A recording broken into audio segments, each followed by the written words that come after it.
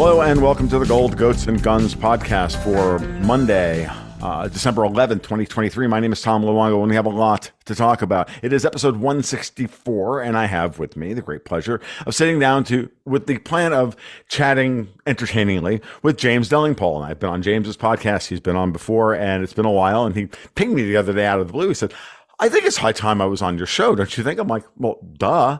And that was pretty much my response. And how about today? And he's like, absolutely. So we picked the time, we did the thing. And James, good morning. Well, good afternoon, good morning. Yeah. How are you? Good morning, afternoon, Tom. It's great to be on show.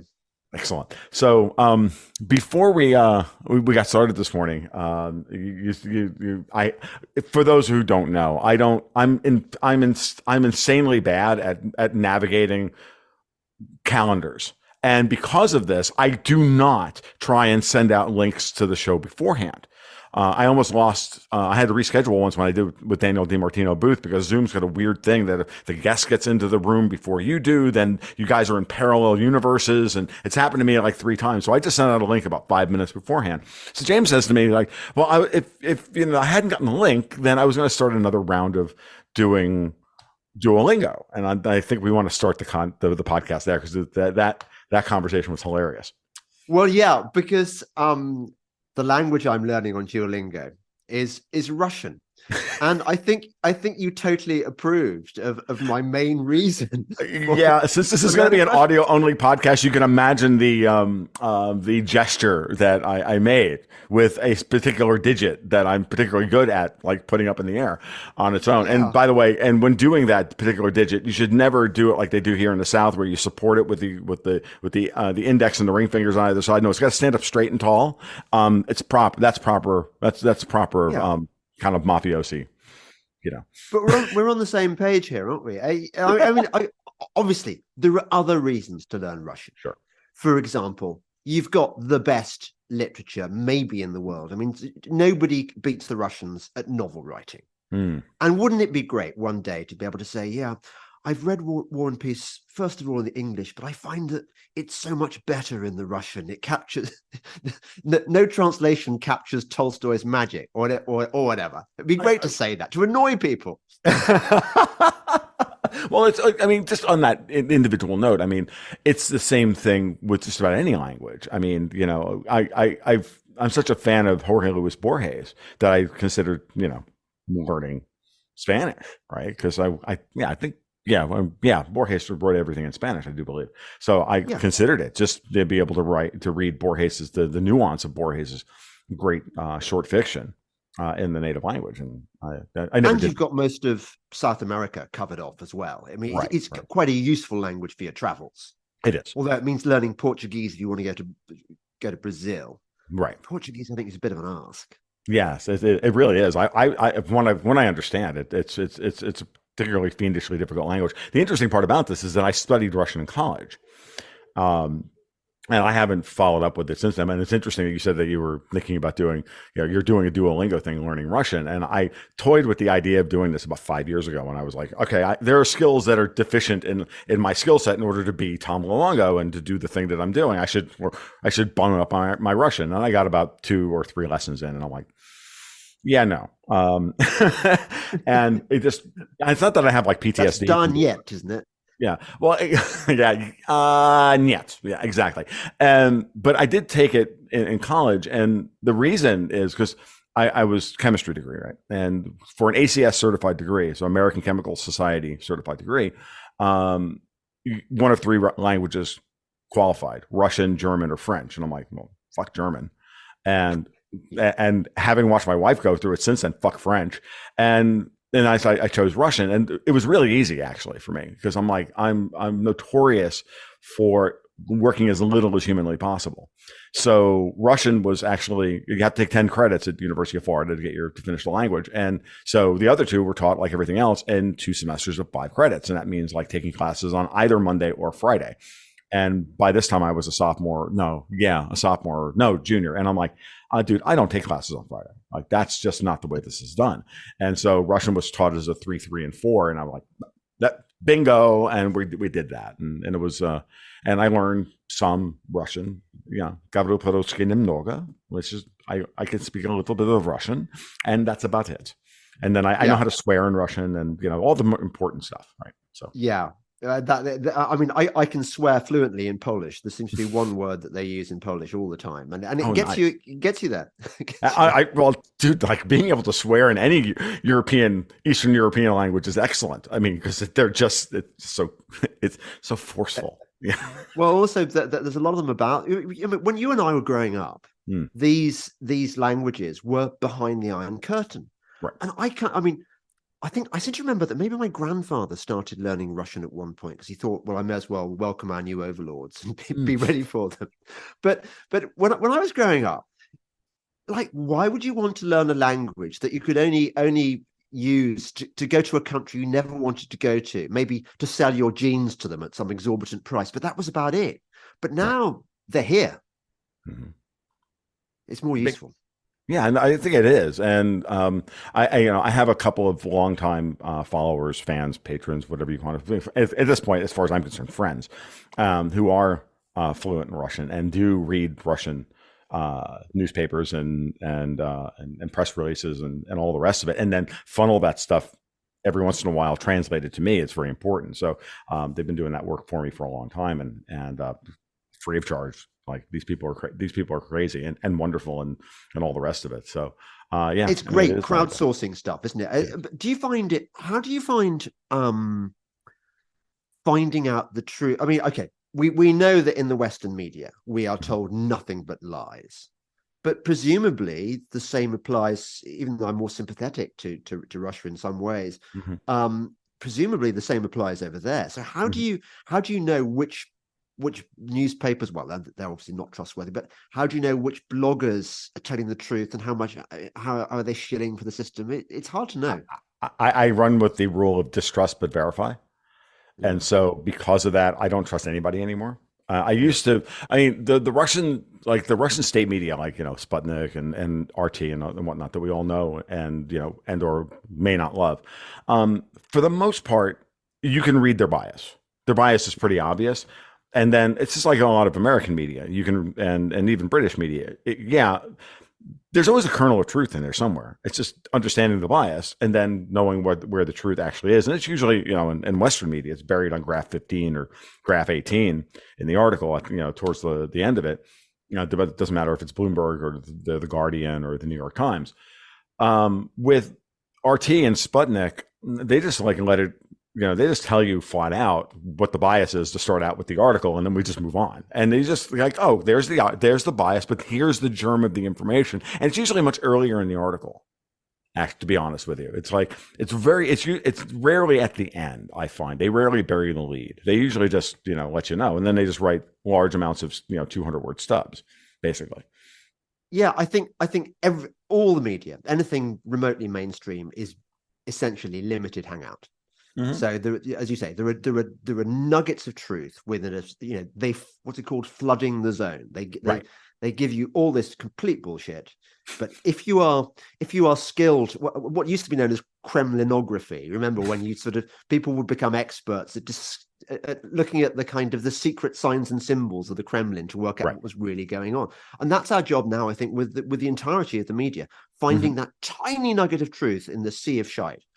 No, I agree completely. I think that's and that's what the funny part about it is that you know I ask I sometimes when I'm doing this and I'll turn to my wife and go and I just look at her and just I go how did this happen? Why am I successful? All this you have those moments where you have doubts, but and they're like she just always looks at me because you save people time. You filter out all the you filter Yeah. out all the bullshit and the nonsense, and you just give them the dope that they need, so that in 4 or 5 hours a week of content, boom, they get 90% of what they need, and then they can go up and they live their lives. And it is really a value for value prop in that respect. It's a time value of money proposition, and once you understand that, and then there's obviously after that, there's people who just want to have a community to be a part of, and all the rest of it, and and which I encourage and then support directly, and always give credit to, because I think it's incredibly important to do so. But just in general, though, it's you save people time. The Well, yeah, people I think you never you and hear, you I never have. interact with at all, and then and then every once in a while you get a note from them. I go, thank you for what you do. And I'm like, Thank you. which is kind of becoming thank you for your service for media, alternative media personalities. That thank you for what you do. I don't know if you've noticed this or not, but I get this a lot. And totally. Yeah. I get people sort of telling me how I was the one thing that stopped them going mad during the fake pandemic, for example. Right. And I think, but don't you find what you and I do is so easy in a way, because I think we've both got the same shtick, which is the only thing we care about is the truth. Right. We don't care about being hated or being mocked or reviled by the mainstream or whatever.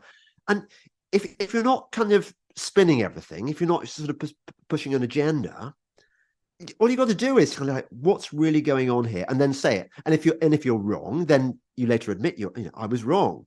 But right.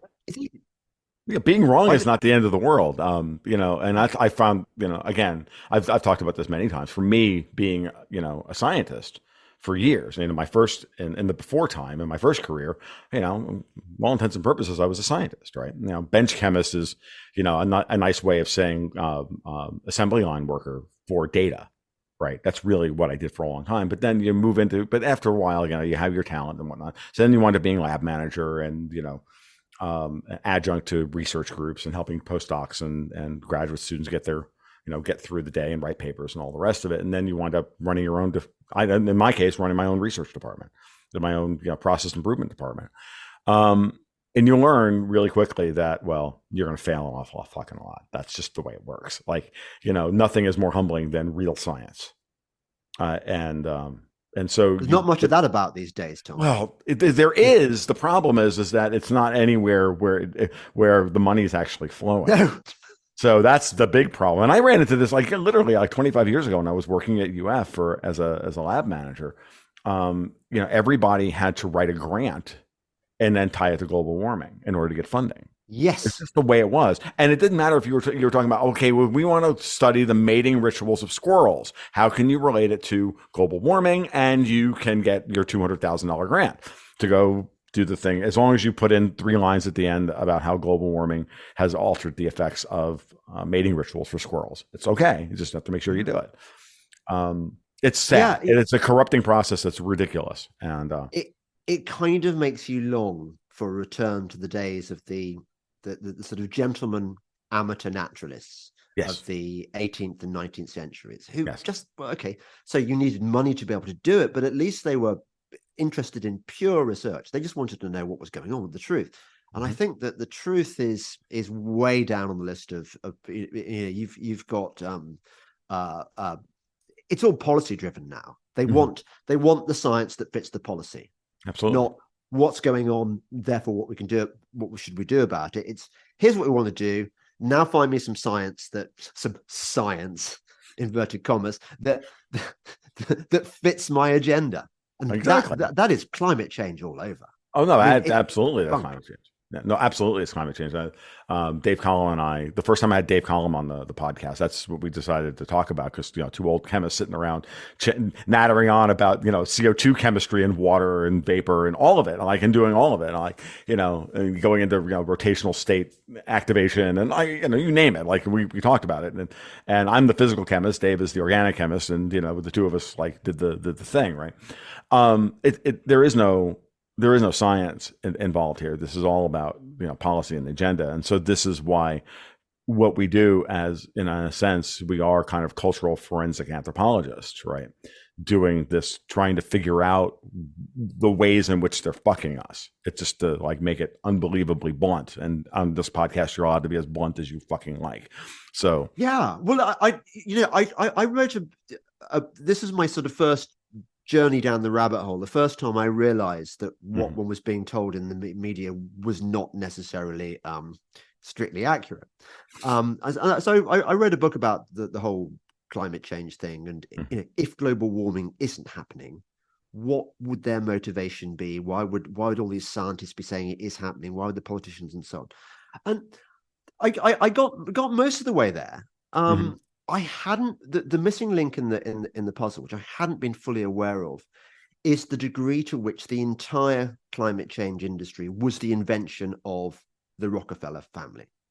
That J.D. Rockefeller's, I think it was he had 5 grandsons, and they were the ones who. So you had Nelson Rockefeller, who was he was a massive environmentalist, wasn't he? Was he a deputy? Was he a vice president? I can't remember. One of them was. Yeah, you know, they put Rockefeller in very briefly, and then Gerald Ford, right? It was after Nixon, right? So anyway, these guys, these guys, early on, Rockefeller, like most of the robber barons, realized that democracy, sovereign nations, were the enemy of his plan, which was world domination, because pesky governments and pesky voters can pass laws and things which are inimical to the interests of somebody who wants to have a monopoly on kind of markets or whatever.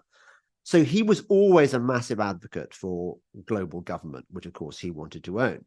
And the grandsons really pushed this agenda starting in the 1940s. They were instrumental in founding the League of Nations, which then became the United Nations. So they were behind the World Health Organization, which of course is pushing all the pandemic nonsense. They were behind the IPCC, which pushes the climate nonsense. And they also were very aware that if you want to control the narrative, you have to control the media. So, and by extension, they had to control the nature of reality, what is true and what is untrue. So they funded scientific departments to create reality, to reinvent the reality, so that loads of people reading the newspapers imagined that climate change is real and that CO2 has a major effect on climate, and it just doesn't. It's just flat out lie. It is. It's so funny. It goes back to that great speech by Philip K. Dick of how to build a universe that doesn't fall apart within 2 days that he gave, I think, the Hugo Awards back in the early 70s. And he talks about the process of creating fake people through fake information. And so we live in a fake world inhabited by fake people spouting fake opinions about fake crises in order to fund really true agendas. And that's the thing that a lot of people can't get past. They're getting to the point where they're like, oh my God, it's all fake. Right. And, you know, and there's always the calls of predictive programming and about bringing these ideas out in popular culture and all the rest of it. Right. Why is Hollywood obsessed with Philip K. Dick, for example, when, you know, right. But at the same time, why is Hollywood obsessed with Philip K. Dick? Because they want to predictively program us, or is it because artists get there first and they see the trend happening, and then, you know, and because of that want to make stories about that? Because it even bled into, it's funny, it's even bled into other forms of literature, right? Like the whole Philip K. Dick conceit of reality not being real. You know, then I watched like Martin Scorsese make a movie like Shutter Island, which is a Dennis Lehane novel, which is a Philip K. Dick story. But it's a hard-boiled detective novel, right? But it's a Philip K. Dick story through and through. And I was like shocked to the gills when I was watching this. When I finally watched Shutter Island, I'm like, oh, cool. Marty's doing PKD. That's outstanding. But then at the same time, I'm like, yeah, but Lehane's such a freaking poser, right? You know.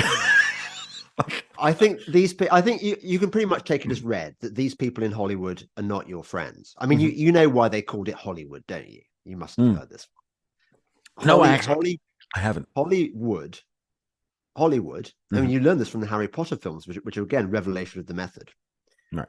Holly was the main wood used to make magic wands used by druids and so on. Right. So it's all about having magic power over people, creating the illusion. I mean, I love that you talk about predictive programming, because that's what it does. I mean, Total Recall sets us up for one thing. The Matrix. And I knew I knew that if I started to bring any of this stuff up, that you would go there, because you and I talked about this previously. So I wanted to kind of preload the conversation. But I'm still a big believer in, you know, people have free will, and they can interpret stuff in ways that they're not expecting, and then they'd have to like write herd over it later. That's the part I find fascinating, and I am a big believer in the power of storytelling, and that's why they want control over it.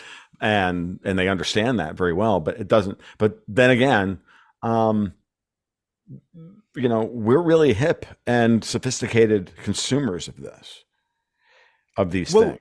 And because of that, the ship just breaks containment, James. I'm just sorry. It just does. And gets deep into people's psyches. And then they're like, yeah, I can be, I can be that guy. I can be the guy who stands up and says, you know what? Fuck you, no.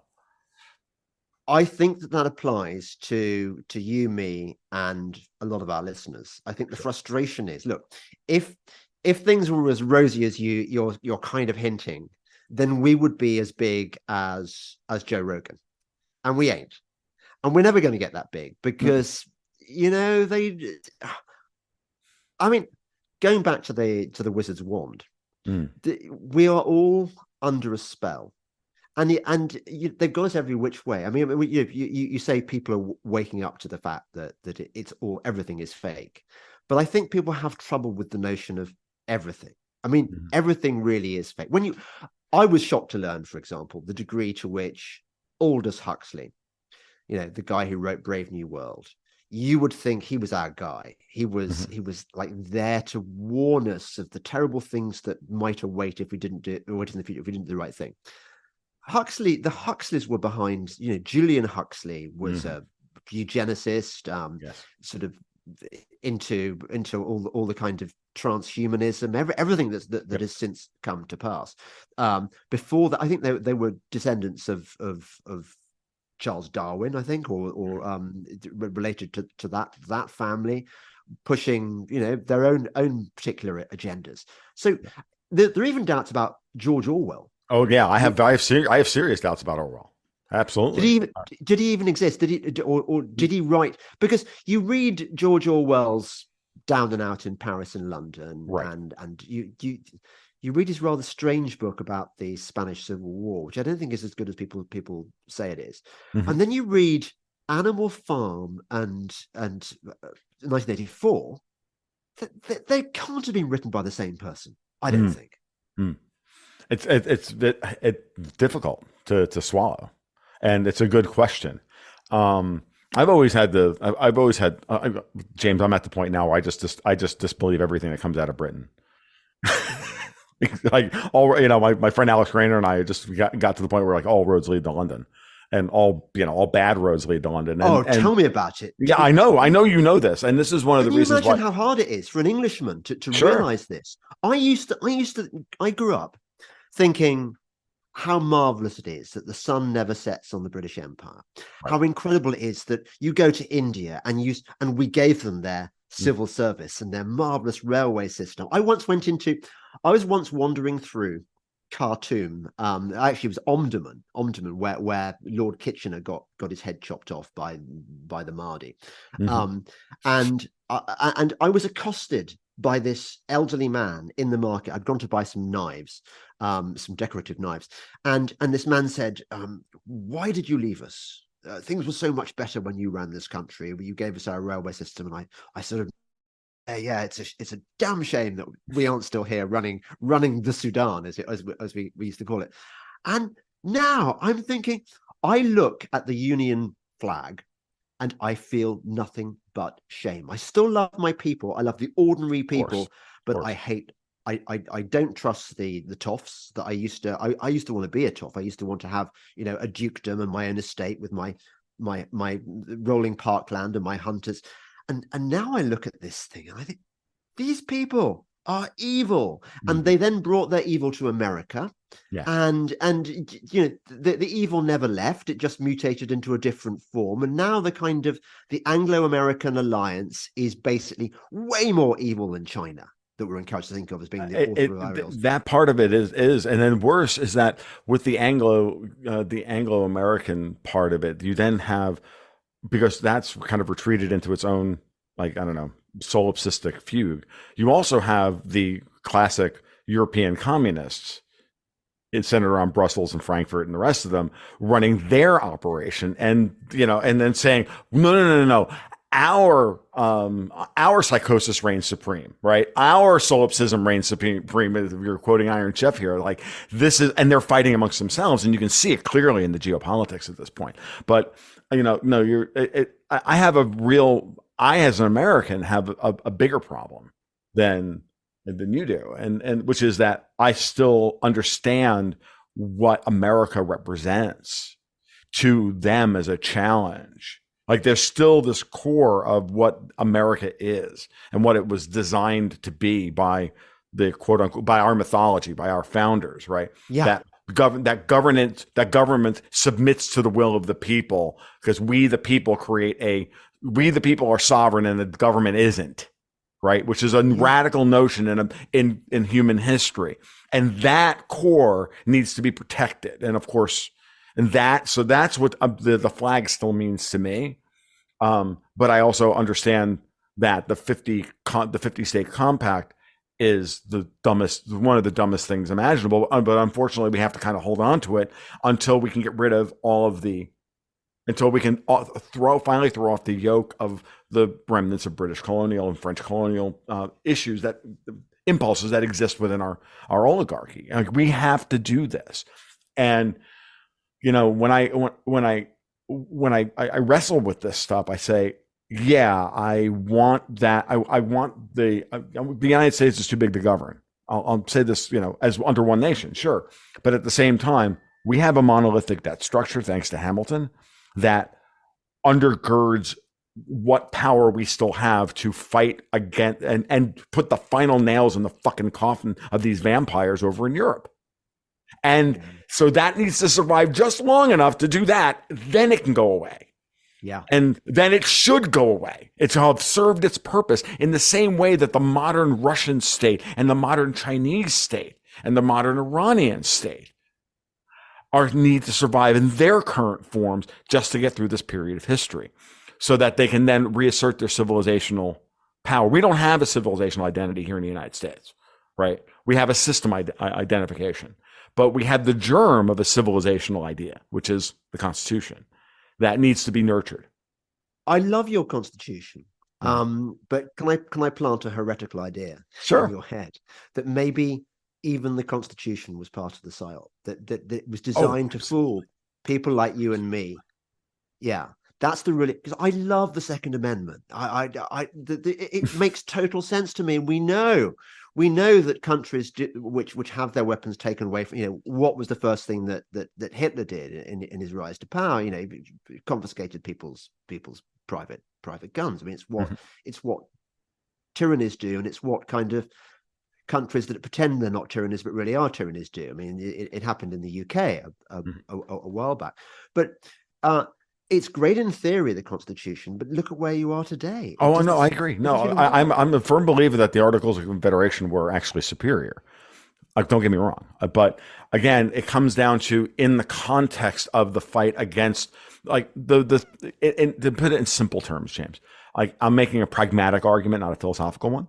Okay. Because yes, you are correct. The Constitution wasn't strong enough to hold back the chaos. Right? Yeah. Just like in some ways you could argue that Christianity has failed. I mean, we could make that argument as well. In some ways, I'm not, again, from one perspective, not completely, just in some ways. So let's break this one down and say, look, in the context of the British wanted their colonies back since the day after Cornwallis surrendered at Yorktown.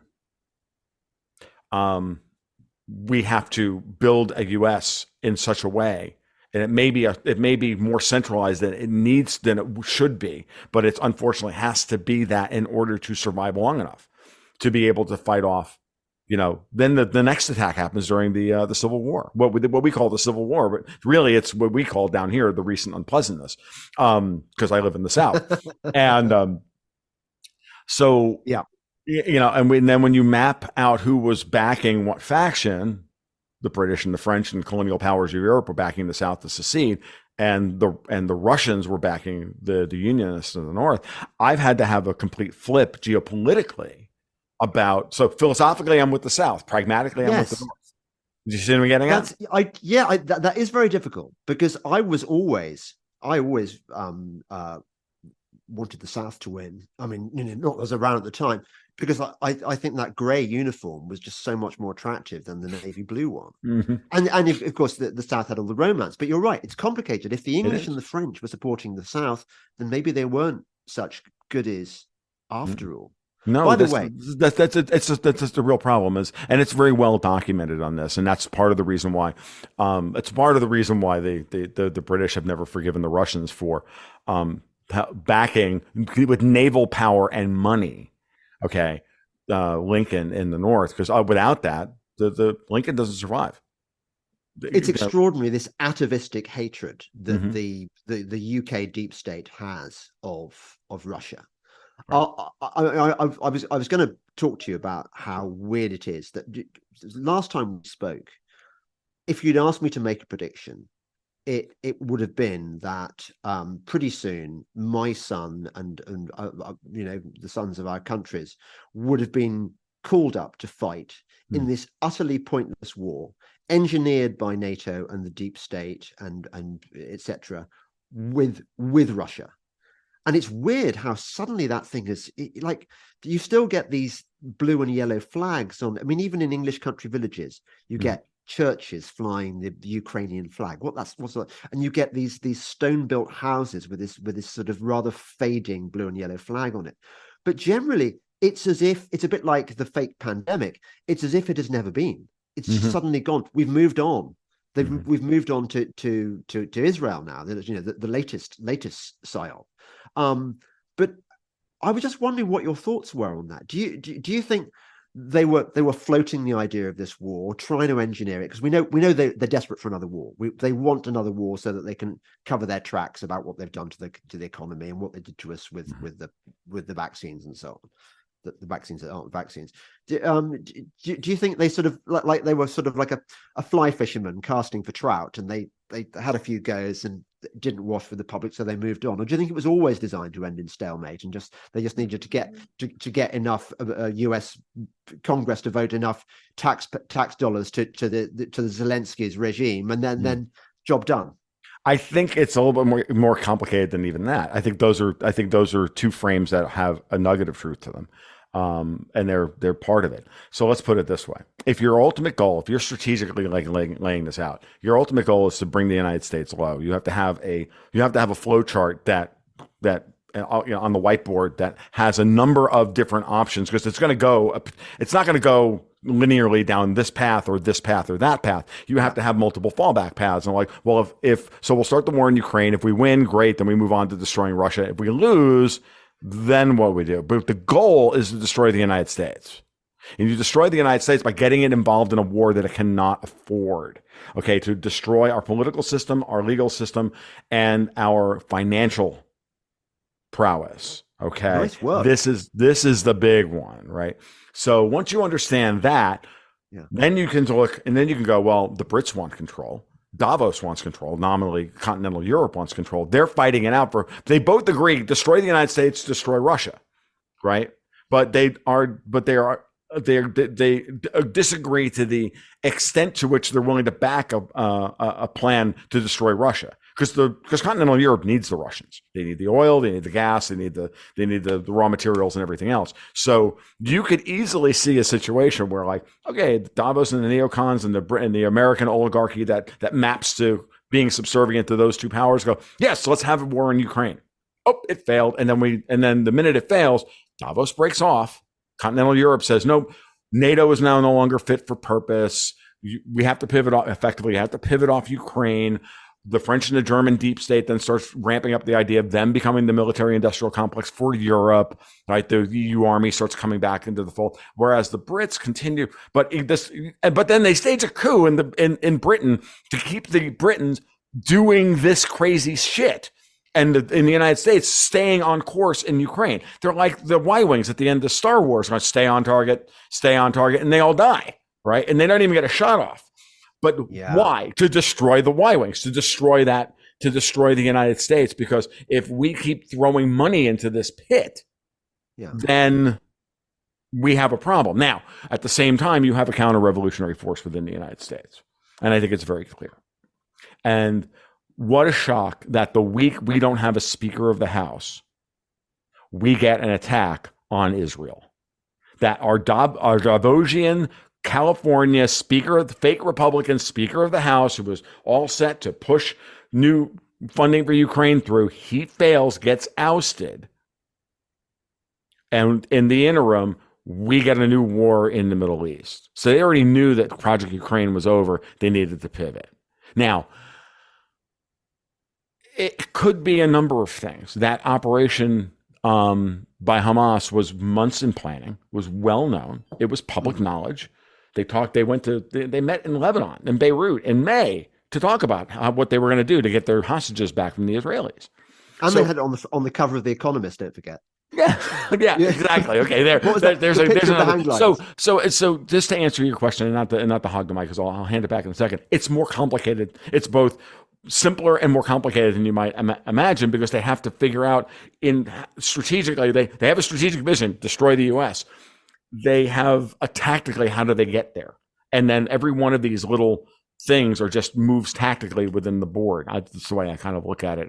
It's like making a move in Agricola, and I want the 12 wood that's sitting on the spot. How do I keep you from getting there, right? By distracting you over here or doing something else. So, yeah, I mean, it's something that one could take a degree of comfort from, that they do have to game plan these things, realizing that things might not go the way they want them to do. That's encouraging after them, because it's sometimes tempting to think of these guys who run the world as being so not just evil, but so sort of all powerful that they can literally just call the shots and dictate reality, and they can't.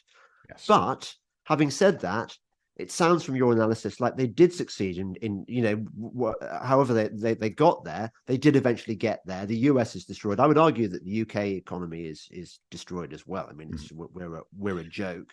And it looks like we are on track for the next stage of the World War, which is, because I mean we've been having World War III, haven't we, for a long time? It's just it hasn't been a hot war for most of it. But it does seem like they're really pushing for this thing. They're trying to drag Iran in, is that blaming on Iran?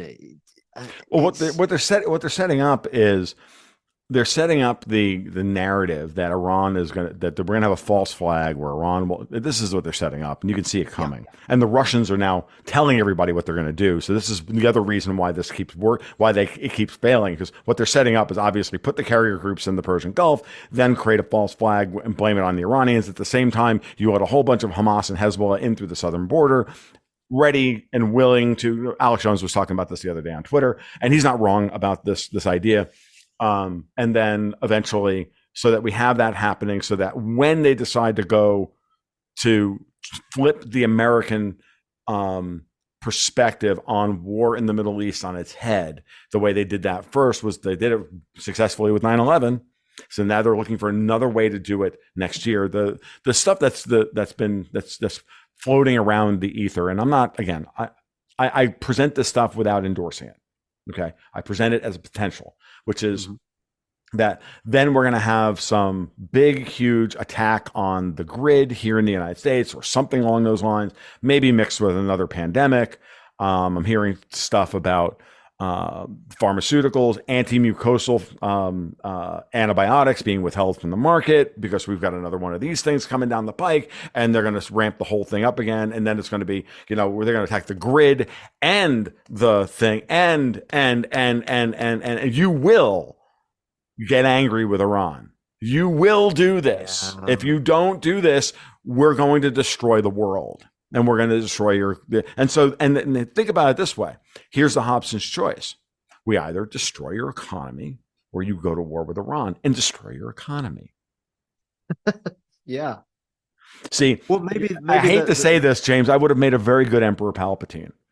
You would. It's kind of, but you're right. And they do this with every war.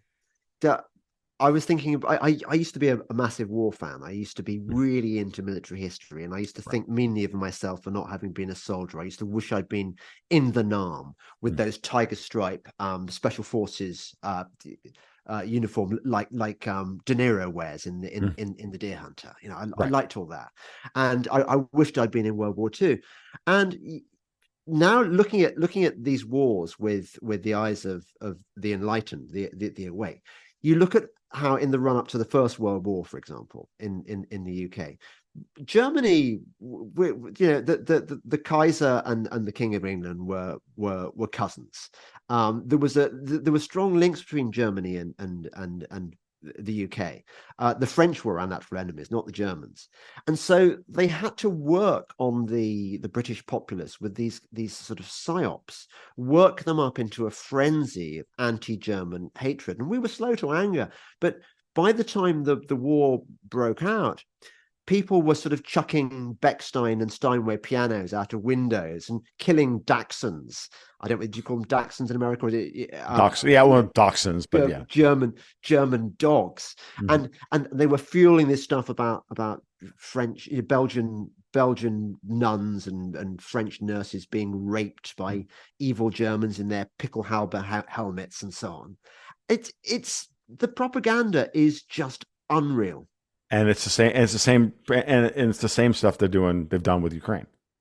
It's the exact same, and the same thing they've done with Israel, and lying to us about killing 40, beheading 40 babies. Like that was easily debunked within 48 hours. And I never bought a moment of it. And I don't know. I never had that impulse. My dad grew up wishing he had fought in World War II because most of his brothers fought in World War II.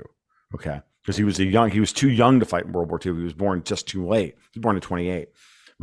He was the youngest of 11. So all of his brothers, my family fled Italy to get away from fascism to then fight on behalf of American fascists against German fascists. And you think about that, and then they all died young. Sorry, going back to our original topic. Sure. Have you read War and Peace? I have not. Okay, I'm going to give you a spoiler here. It's not well. So any listener who hasn't read War and Peace, cover your ears now. But there's a great scene, about 900 pages in, where it's the retreat from Moscow. So the defeated French are trudging back to France through the snow, and there's this young aristocratic man who has missed out on the main war. He wasn't there at Borodino and all these great battles against Napoleon. And so he joins this skirmishing party going to try and pick off some of these stragglers. And he ends up being killed. Mm-hmm. And I just think Tolstoy, who had experienced war himself, I think he fought in the Crimean War, he knew what war was about. He knew the futility of it, how tragically wasteful it is of young men full of this idealism and this notion that it's their duty as a man to experience combat. It's just bullshit. It is absolute. We are fed this bullshit. Mm-hmm. I used to go to the Imperial War Museum, which is our National Museum of War, celebrating war, or encouraging us in this sort of martial spirit. And you see these quotes on the walls by classical authors, some of which I think are probably suspect. I think they're probably made up, but they're all designed to train you into thinking that war is the natural state for a young man. It's what you do, and it's not. It's we want to be left alone. It's just Hobbes. I'm sorry. It's just Hobbes. Yeah, like it's just the war of all against all, and trying to frame everything that way. And it's like it's so unbelievably pathetic. I never bought it. Like as a kid, growing up in the United States during the 70s and watching the fallout of the Vietnam War. Now I'm gonna be wrong. I mean, my second favorite movie of all time is Patton. I find Patton a phenomenal. It's a phenomenal portrait of a man and whatnot. And I can tell you, there's like many of my favorite films are nominally war films, but they're mostly anti-war films. They're movies like Full Metal Jacket and Breaking Morant and Paths of Glory and I mean I can go on and on and on. And Patton I think is an anti-war film because it's about a megalomaniac. That's the way George C. Scott played him. And then when he hits the guy in the hospital. Yeah. And Although Patton kind of became a goodie at the end. I mean, I think he was bumped off, wasn't he? Because Yeah, he was. that He car was. crash was because He understood that we had to go fight the Russians, and it wasn't time to go do that because the United States was being sold out to the commies. Because FDR was a commie. I'm just making just being blunt at this point because I don't give a fuck. totally was. Yeah. But yeah, it never while I was around it the entire time, and even my dad, like one of his favorite films was Sergeant York with Gary Cooper, and movies that made fun of war like Stalag 17 and MASH and all the rest of it. Like we have a complicated history with it. Americans are fundamentally anti-war, but don't fuck with America. Just leave us alone. And I don't know. For me, I was like, the older I got and the more I went down the rabbit hole of understanding just what this is all about, I'm like, yeah, ain't no way. I've said for many, many years, there is one thing that will force me to give up my American citizenship, and that is they draft my daughter to go fight and die in some fucking banker war over in some shithole. Like, no, sorry, we're out of here. Here's the fucking passport. Here, where am I? How much money do I have to pay for citizenship? $250,000. You've got it. Yeah. I'm Panamanian now, or I'm this, or I'm Mexican now, or whatever. I don't give a shit. Yeah. And I'll even learn the language. I don't care. When it's a great moment in one's awakening when one realizes that all wars are banker wars. Mm-hmm. All of them.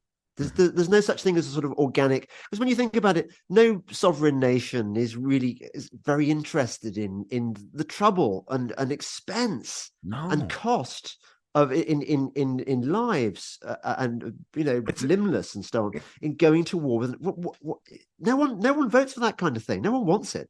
Rational people, even they're really angry with each other, eventually negotiate, eventually come to a settlement. I mean, I guess we use that the metaphor in the wild all the time. Wolves rarely fight to the death, or even in nature, because the risks of actually fighting are so high because there's no infrastructure. You get into you're a bear, you get into a fight with another bear over territory, and you get wounded. Even if you win, you might lose. Because there's not like there's antibiotics for bears out there. There's not like there's an urgent care center for bears like the next cave over, right? I mean, we have this weird idea that we can fight war, we can fight amongst ourselves and without consequence because we can always get patched up or whatever. And we never, it's that great line by John Barth that Neil Peart used in a Rush song. It's like, we will pay the price, but we will not count the cost of all of these things. And yeah, I've become aware of the degree to which that we are continually brainwashed. Like I went to a ritzy boarding school. We call them public schools. You would call them private schools. And what the most important event in the church? We'd have various services throughout the year. The Christmas service, and we had to go to obviously chapel every Sunday. But the most solemn event in calendar was the Remembrance Day service. 11th hour of the 11th day with some guy on the church on the roof of big school blowing the bugle, blowing the last post. All this, the college corps, the boy soldiers doing their thing and stuff. And at the time, it seemed like, well, this is what happens. We're commemorating the glorious dead, but it's more than that. You are actually celebrating a death cult. Yes. You are being indoctrinated into a death cult. Okay, it's really sad that these guys died, but they died when they were young and beautiful, and we're remembering them now, and they are the bravest of the brave. And you're thinking, what does that do to your psyche? Mm-hmm. It's not good. No, it's not. It's really not, James. And I make it a point of not celebrating Memorial Day, not celebrating Veterans Day. I work on those days. I make sure that I always work on those days. I take Thanksgiving off. I take the whole weekend off because Thanksgiving is the only real, and Christmas too, to a lesser extent. But certainly Thanksgiving is, for our American Thanksgiving, is it's one of the few major holidays. It's not a state holiday. We're not aggrandizing the state. We're actually aggrandizing colonists with arrogant colonists coming to America, coming to a hostile land, and having to submit to the will of the native people and say, we can't do this without your help. and they were generous enough of spirit to say yes. Now that's that's the mythology built up around the I was American going to say it's Thanksgiving. the mythology. Whether it's real or not is irrelevant. It's the story that matters, and the story that has power. Look, no stories are real. We've been sitting here chatting amiably or hopefully entertainingly for 50 some minutes now, and not one of the stories that we've told so far is true. No, Because no story is true. They're all metaphorically true, though. But all stories are they metaphorical. gave you turkeys, and you gave them smallpox. And we gave them smallpox. Maybe it should be called smallpox what I mean by this, in the larger sense of things, is that all stories are filtered through our perception and our experience, and so for that reason, no stories are true, but they're all metaphorically true. Or so no stories are true, but all stories are true because they're trying to convey an important point to the person telling the story, to the person who's receiving the story. And that's why no matter how much at times they try to poison the messages coming out of Hollywood films or television, if you have a screenwriter who understands this, it doesn't matter what the studio does by, turning Bambi into a black goat as opposed to a brown deer or, whatever. Have they done that? No, they haven't. But there's a meme out there that has, and it's hilarious. I have it on my Twitter feed somewhere. I'll send you a link to it. Please do. I'd like to see that one. Right? It's a one sheet for the new version of Bambi with a black goat. But at the end of the day, it's like watching the Coen brothers' Hail Caesar, where you watch these ham-fisted writers, these ham-fisted communist writers congratulating themselves by putting these little communist ideas into these big epics about, Jesus and the Bible and everything else. And you're like, and then you watch that movie and you're like, okay, yeah. And it's such a layered, I love that movie. It's such a layered critique of everything about Hollywood storytelling, religious, the religious infighting and all the rest of it, and how all the religions have been politicized, especially through Hollywood. From the Orthodox Christians to the Greeks to the Jews to the Catholics and all the rest of it. It's actually hilarious, fundamentally hilarious. Yeah. I mean, they can't help themselves. Even if we're probably right to assume that they're all working for the enemy, essentially. At the same time, these people are too clever not to also make arguments favorable to us, and which we can see. Or that making stories is hard, and making film is hard, and writing stories is hard, and you nurture talent, right, in order to do a thing, in order to produce something of economic value and possibly cultural value and possibly political value, and from a quote unquote evil agenda perspective. But again, like everything else, I think the reality is that great artists transcend the medium and the restrictions placed on the medium. I just think that's the case, and I've seen it too many times in reality. Because otherwise we wouldn't be moved by them I'll be honest with you. I, as a person, have been shaped completely by the stories that I ingested and the music I ingested from the age of around 9 to 17 or 20. And all of it, everything you've heard me talk about today, the person who's in front of you looking into the camera and speaking into the microphone, that guy was shaped by Borges, Kafka, Philip K. Dick, Grant Morrison, even Alan Moore, the fucking commie, like all of these people, and George Lucas and all the rest of them, like they did good. If you strip out the bullshit, there's good work that has been done. And again, if you take the core of what makes the stories great, you can take value from them, and you can go, oh yeah, there's the predictive programming. Fuck you, and so I have to say, on a similar, I now find it very hard, knowing what I know now, to enjoy most of the popular music that I grew up listening to. So, for example, whenever you watch a documentary about the Vietnam War and you watch the Kent State students being shot by the National Guard, what's the tune they always play? They always play For What It's Worth by Buffalo Springfield, which is a great track with that distinctive sort of guitar opening and stuff, and it's a great song. And then you learn You read Weird Scenes Inside the Canyon by Dave Goldman, and you realize that Stephen Stills from Crosby, Stills, Nash and Young, you think of him as sort of a guy an organic musician who just wrote this stuff, and he wrote this protest song. What was he doing before he was in Buffalo Springfield? He was probably in Central with the CIA. All these families, all the West Coast sound, the Zappa and the Mums and Papas, who I love, California Dreaming, all these sunny songs that make you feel good about yourself, provide the soundtrack to your youth, the Byrds, 8 Miles High. Mm.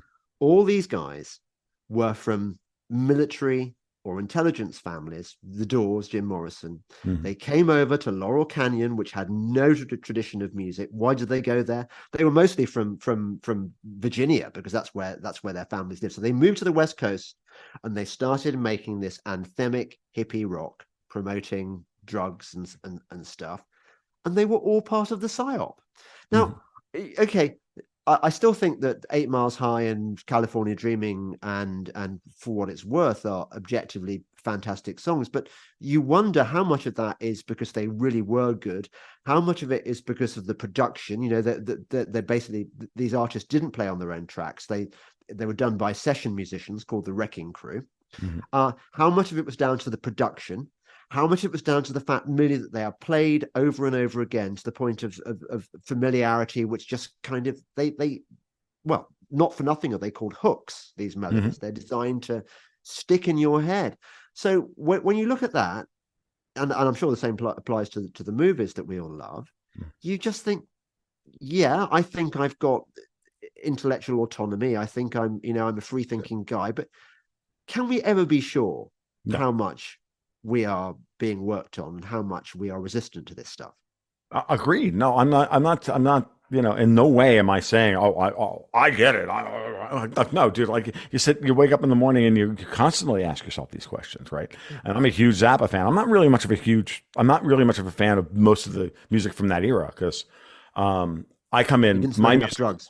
Well, yeah, I'm not, I never did any of that stuff. There you are. You see, that's it. They're designed to go with weed. Right. Yeah, no, it never really worked for me. And yes, I never got the later Beatles. I never got Hendrix. I never heretical, right? I hate Led Zeppelin, other than Houses of the Holy and Fool in the Rain, and pretty much Good Times. Well, you see, you're talking about my favorite band, but I recognize that essentially it's satanic. I mean, it may, but I'm a huge Zappa fan, right? But I'm a huge late Zappa fan. So I have everything from like Shake Your Booty forward, where he's like just doing the Zappa thing and not the Mothers of Invention. I find the Mothers mostly uninteresting, but I find like Shake Your Booty and Thingfish and You Are What You Is and Man from Utopia and all that stuff. I find that stuff fascinating. Broadway the Hard Way, where he's just like gone off the deep end, criticizing everybody. And then you are quite anomalous there, Tom. I'd say you're going to tell me next that your favorite Neil Young album is Metal Machine Music or something. I fucking hate Neil Young. Of course you do. Of course you do. Like Neil. When I finally figured it out, for me it was, I started with Pink Floyd and the Who, and then I moved to Rush. Brief flirtation with Yes, and then I went down the Bill Bruford rabbit hole for the rest of my life, and so King Crimson, Earthworks and shit like that. And then I picked up bands later on, and then I went back and picked up like The Police and Dire Straits and all this stuff that was happening in the 80s that I rejected back then. I was listening to jazz and fusion and Dave Brubeck and stuff in college. I went on a big Jethro Tull complicated stuff. By the way, I suddenly realized that Metal Machine Music wasn't Neil Young, was it? It was Lou Reed. Yeah, and again, not a big Lou Reed fan either, or Velvet Underground. And my partner Dexter White gets on my case about not understanding any of that music at all. And I'm like, just never. I get it. As I get older now, I understand why it's important and why it was good from a musical perspective. And I'm just purely as a musician, because remember, kind of frustrated amateur musician as well. I saw the drum kit at the back. Yeah. My drum kit's in the background, and my bass guitars are upstairs, and there's a Telecaster in the corner which you can't see. You're not a Dave Grohl fan, though, surely? No, not really. No, No, no. no, no, no. I'm a my when it comes to drummers, my favorite drummers are Bill Bruford, as I mentioned, Joe Morello of Yes. Dave Brubeck, Ian Mosley of Marillion, and like Stuart Copeland and the Police, and I can go on and on and on. I can talk Manu Katché. Well, I can people that I would wish to play like, right, who have an unbelievable groove and unbelievable ability to translate. Because on the best of days, I'm haltingly like I'm herky jerky and halting. So I listen to guys who have great groove, the Jeff Porcaros, the Steve Jordans and whatnot. And I go, oh, I I wish I could think play this is like why that, and I you've can't. been immune. You because you like sort of difficult music with complicated time signatures. Mm-hmm. Yeah, to show and off your and kind of and chord jazzy. structures and voicings and all the rest Yeah. of it. Yeah, So yeah. you haven't been seduced by this stuff, which is effectively musical soma. It's designed to to mess with your alpha waves and turn you into a zombie. Yeah. I was a bass player first, James. And then Well, as a so was Paul McCartney. yeah, no, and as a bass player first, I can tell you that's interesting. That the first thing I started to do in my arrogance as a 15 or 18 or in the first few years that I was playing the bass was that I started doing chording and arpeggiating. And on a 4-string bass guitar, you can't do the whole chord. Okay. Well, you can't. Well, you Yeah. can like do a major triad and you go to a minor triad, 1, 3, and 5, but you have to do it as an inversion with the fifth and the bass.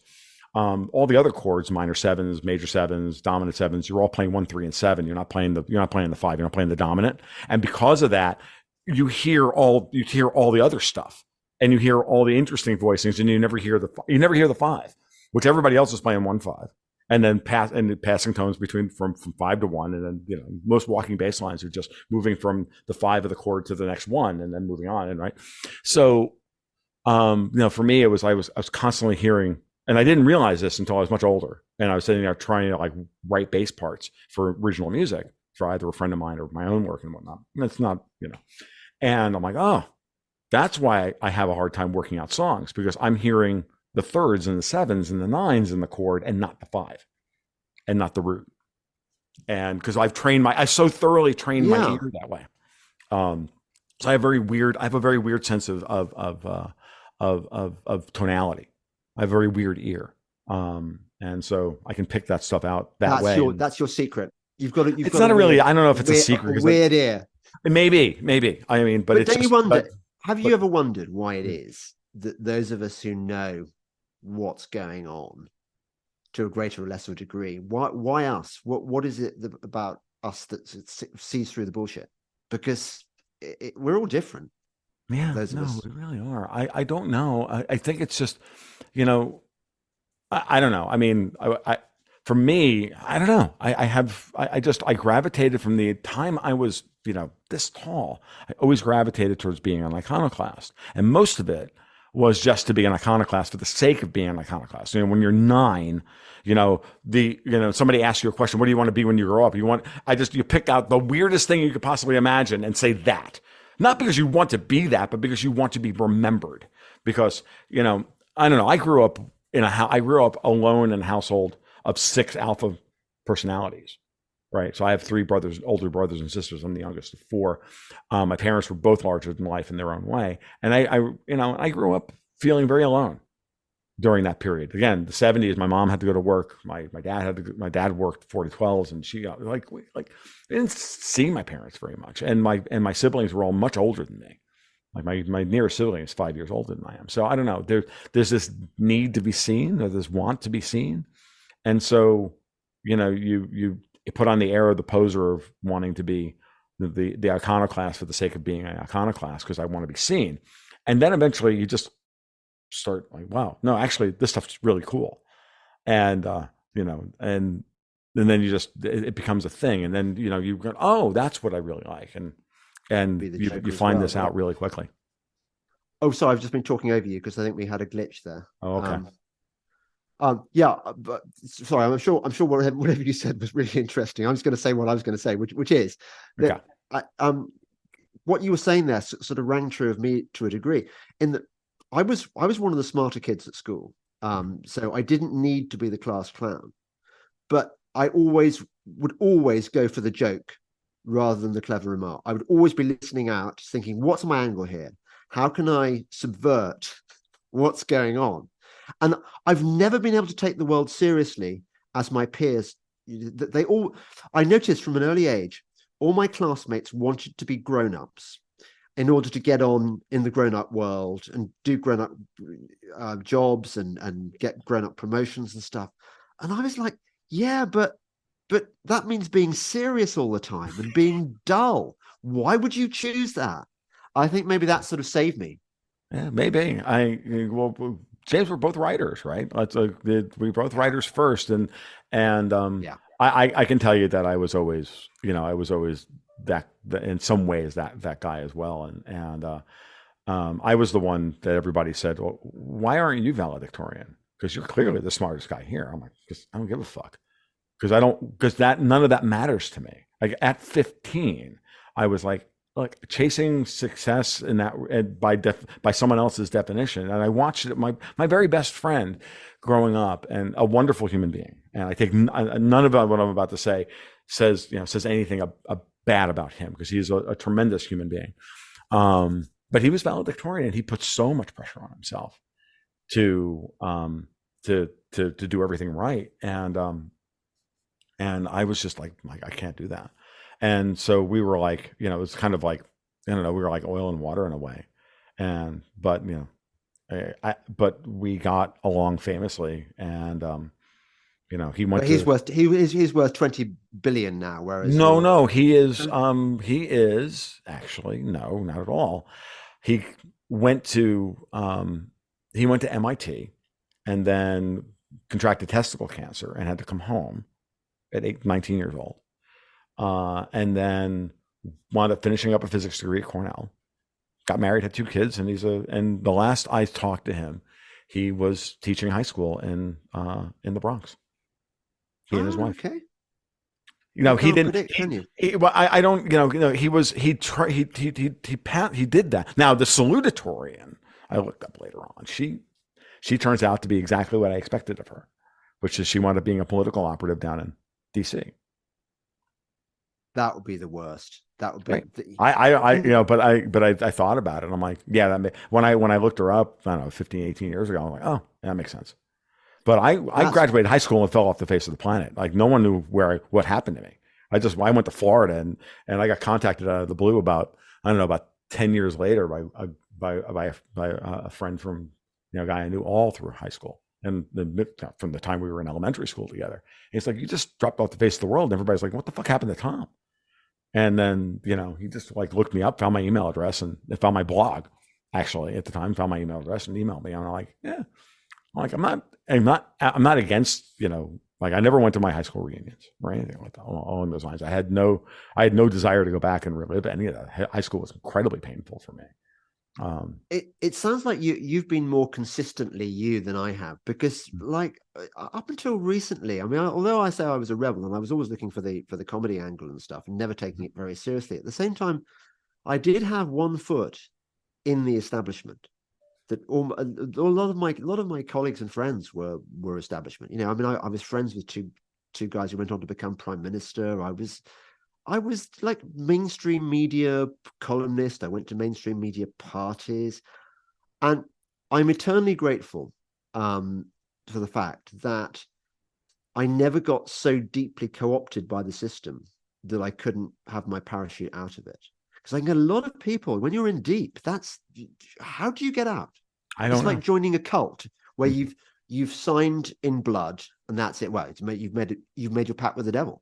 Mm-hmm. And to be trapped by, I don't know, a mortgage, or by, I don't know, this desire for promotion, or a wife, one of those executive wives that wants you to go higher up the ladder or whatever, like Lady Macbeth, Right. I watch people like I watch the people who rose to the top of everything and then get canceled. In effect, Megyn Kelly, Tucker Carlson, and they made their deals early on, certainly. But look at them now, that they were thrown away from the people at the top of their profession for still wanting to have some semblance of journalistic integrity, just a little bit, even if they had just a tiny amount. And then look at them after that. and what they do now. And they're still not, they're still establishments, people and their way, but they're doing we're having a, okay, it's just fine. It's Starlink. I'm having like some issues. So I was talking about Tucker Carlson and Megyn Kelly. So, yeah. So to me, like, I watch people like Tucker Carlson and Megyn Kelly, and I think they're people way in, right? They're all the way at the top of the food chain, but then they got thrown away. They got got thrown away, right? They were cast aside for having a little bit of journalistic integrity, just a little bit. And and now what are they doing? Now they're in our space, kind of. Well, or are they? Well, I mean, you can make the argument. Yeah, look, I'm not lionizing them. What I'm saying is they're now freer than they were before, and they're going. And even if they have another agenda or whatever they have, we can be as gray pilled or black pilled about them as you would like to be. Elon Musk, all of them. You can do all of this. They don't have to be heroes. They just have to show up every once in a while and do the right thing, and then lead and inspire, even if they are still, Pied Pipers of a sort. But as long as you retain that distrust but verify attitude, you can take them and leave them as you need to. Yeah. Because what's important is deciding what you want the world to look like, and then they become your assets, as opposed to you looking up to them. I don't see any of these people as heroes. They are all assets for the world that Tom wants. Okay. Yeah. I love your Pollyanna-ish optimism, Tom. I have to. Otherwise, it's like, get the SPF 50,000, buy the box of cigars and the case of whiskey, and go smoke them if you got them. Like, I can't do it. Like, I just can't do it. No. I think that's it. Look, I'm halfway there with you. I totally agree with you that it's nice to. I sat down to watch Tucker's show with what's he called? The conspiracy theory guy. Oh, Alex Jones. Yeah, Alex Jones. Oh, I thought it was great. It was really enjoyable. Even though, as you listen to it, you were thinking, yeah, but these guys are both from moneyed families. They're both probably CIA assets, really, somewhere down the line.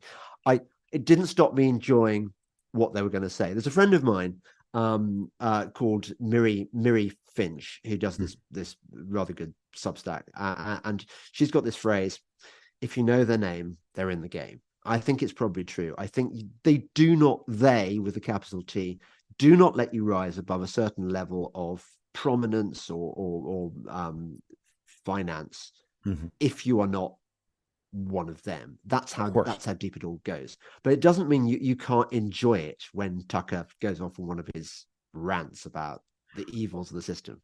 Well, and you're absolutely right. And you can also not, and he is allowed to paint outside the 3x5 index card, and it's a 4x6 or 5x7. And we're so starved of real information that when we get the 4x6 card, we're supposed to be grateful. Right? That's the way the game works. And again, it could also just be honest that at some point, he was that guy. And I've watched Tucker Carlson for a long time.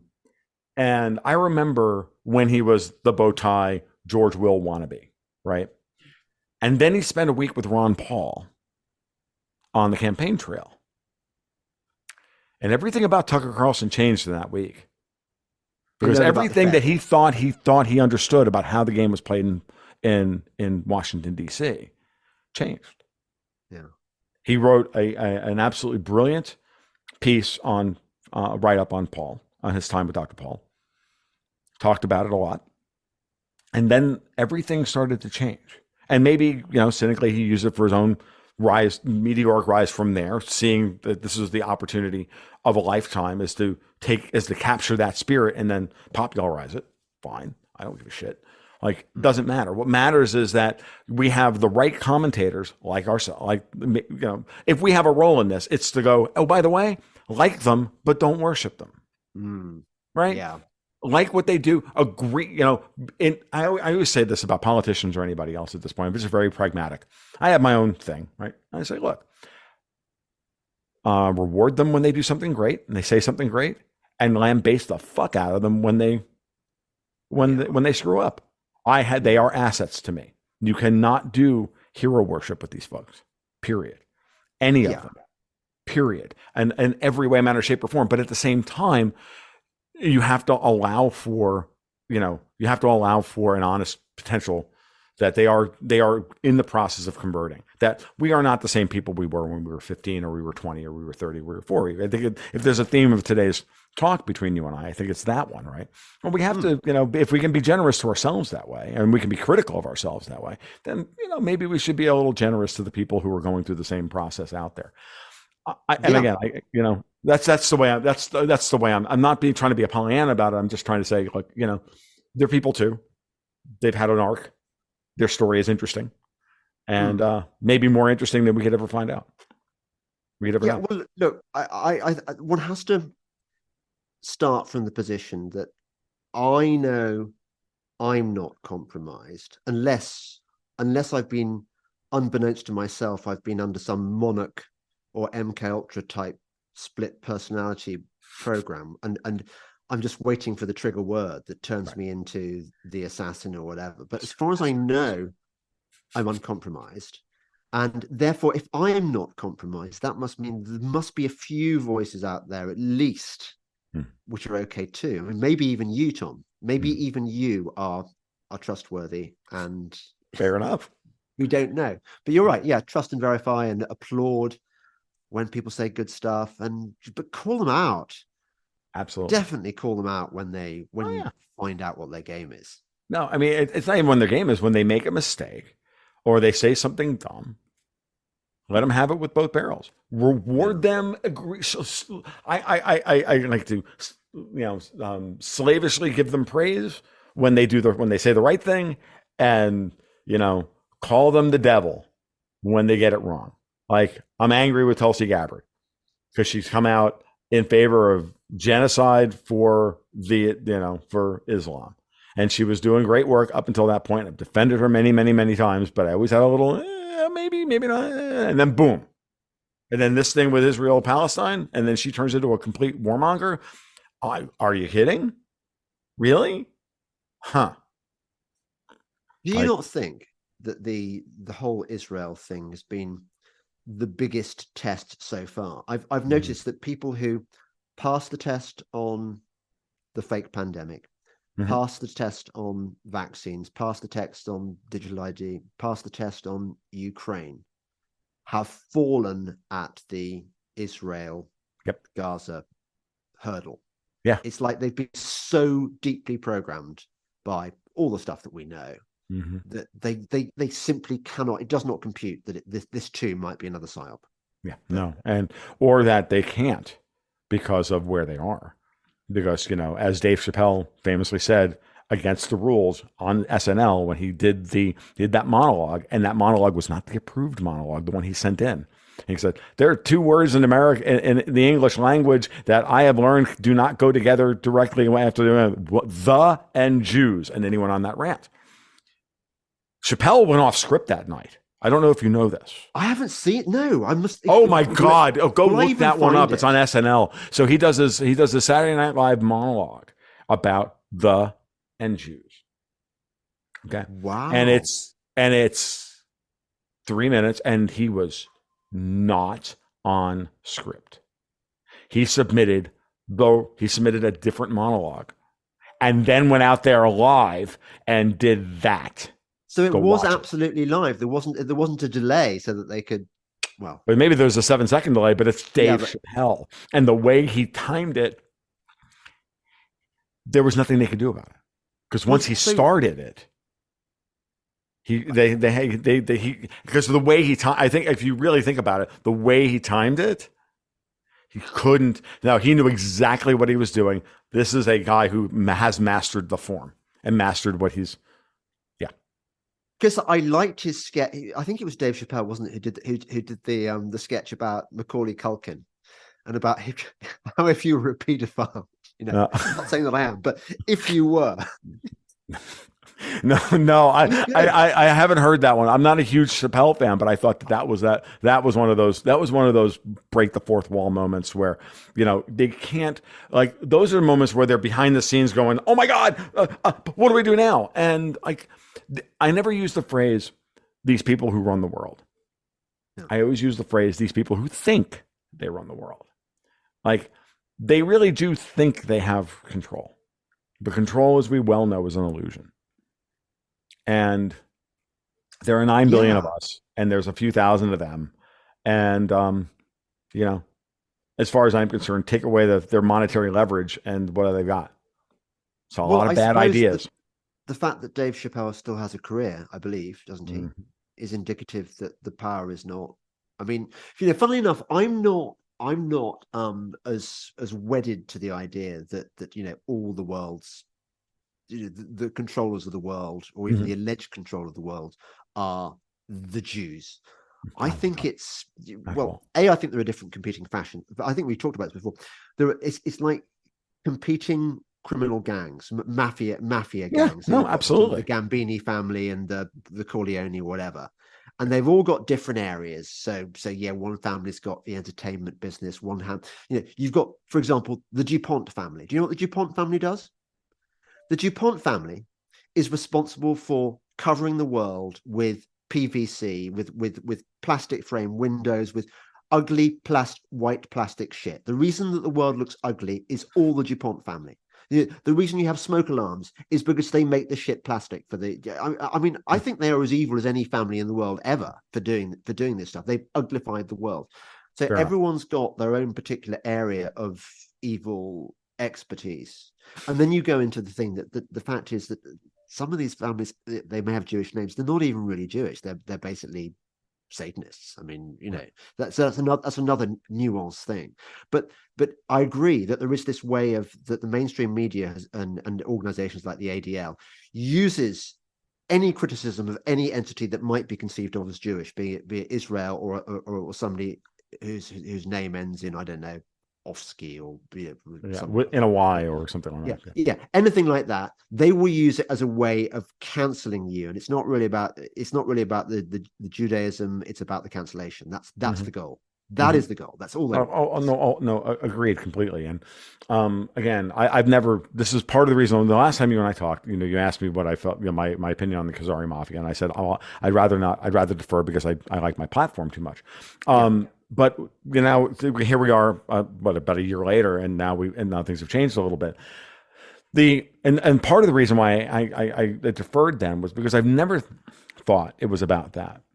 I always thought that the Jews was itself another psyop. Yeah, and it is. It absolutely is. And I've said for years, and we said for years in live streams, and even in some of the private podcasts, and I'm like, look, the people that I've said this actually publicly in the past as well, which is that the people who Benjamin Netanyahu are putting most at risk here with his insanity are Jewish people themselves, the Jews. Exactly. Yes, they're the ones who are going to be the biggest victims here and I always and just to make sure that I always, having grown up in New York amongst Jewish families, and being Italian in New York and being Jewish in New York is not much difference. In terms of the mannerisms are all the same. The cultures are similar enough. And it's like, I've always been uncomfortable using. I've always understood that the phrase "the Jews" was pejorative. So I've always used Jewish people or some other way of doing it. What's that? Of It's Always Sunny in Philadelphia. I don't watch that show. I've never watched it. Okay, there is an episode where they talk about that very thing. Right. About using the and Jews together. Right. It's okay to talk about the faith, or he's Jewish, but don't use the. Right. Well, no, and it's a common insecurity. And it was important because dude, this is an area of the world where there's a high concentration of Jewish people, right? And there's and especially in New York politics, when you start talking New York politics. Doesn't matter if it's Westchester County politics, Rockland County politics, the Bronx, Brooklyn, whatever. You can't get away from that, right? Mm-hmm. And you have to separate the Jewish agenda with Jewish people. My best friend that I talked about earlier, he's from a Jewish Anglo family One part of the family is German Jew. The other part of the family is direct descendants of those who signed the Declaration of Independence. Yeah.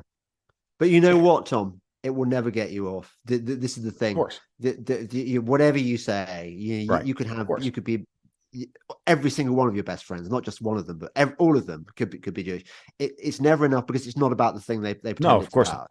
No, Always about something else, and it's sad, and there it is. We have to deal with it. No, I mean, I got into tremendous. I got sort of cancelled or got de-advertised, if that's the phrase, by one of the things I used to.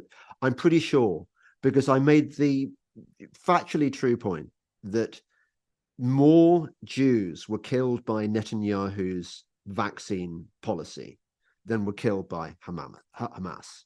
Mm-hmm. It's objectively true. Take that and take that implication for what it's worth. Even if you're not saying anything, this is a fact. You can then infer what you think I mean by this, or why you think I juxtapose these two stats against each other. You can play the connotation. You can play the connotation game until you're blue in the face, or you're being triggered by this stat is a reflection on you, not you personally, James, but the royalty, the person who's right, that their own unease at their own position, they then have to lop their own, they have to map, their unease onto you for even bringing up this fact. And that's this is a dark shadow thing that it becomes a Jungian projection thing. And it's just insane. It's very much about projection. I mean, look, my view of the world now is that I loathe with a vengeance the deep state, whatever form it takes, be it the kind of the CIA, mafia, central bank, MI6, whatever which runs the US, the US, the city of London that controls and the royal families, the European bloodline, the old Venetian and Roman families, all these, there are these evil factions around the world. I hate them all. The fact that one of the evil factions happens to be running the Israel and happens to sort of claim Jewish history, it doesn't mean that I can't criticize them with equal venom that I do all the other evil people in the world. It's just basically the people in charge are evil, and there's an end to it, just whatever their religion. Yeah, well, they either their religion is, for some it's just power, for some it is globalism. I think is religion to them, and globalism Tom. I think it's just like different ends of the same turd. Communism, globalism, communitarianism. Marxism, socialism, they're all the same thing. I like to use communism because it's the most triggering of the bunch for a whole bunch of people to left of center, because they were imprinted with this idea that communism can still work and it's actually a good thing. I'm like, no, it wasn't. It's a GCHQ creation from the mid 19th centuries, and Marx worked for them, and then they imported it into Russia and they tried to destroy Russia with it. You're right. It was written. It was written to order by the same people who demanded the scientists' right to order the global warming thing. It's the same process. Yep, same process. And the thing that makes Marx and the best propaganda so effective is that the criticism is valid. The criticism of the transition from an agrarian economy to an industrial economy was a valid criticism of the process. The conclusions are where they go off the rail. This is invariably, okay. If people want the cheat code to figure out what James and I do for a living, it is, we can see the criticism. I don't know, but maybe I won't speak for you, James, but I understand what my cheat code I'm with you. Is that you can invariably see where the criticism is correct, but then they take a 90-degree turn and tell you, oh, and this is the solution. Do you remember the movie Zeitgeist that made it around the internet about 15 years ago? It was a documentary that made it all the way around YouTube for a while, and it was interesting, right? And then there was Zeitgeist in particular. Was that the anti-Christianity one? Yes. Yeah.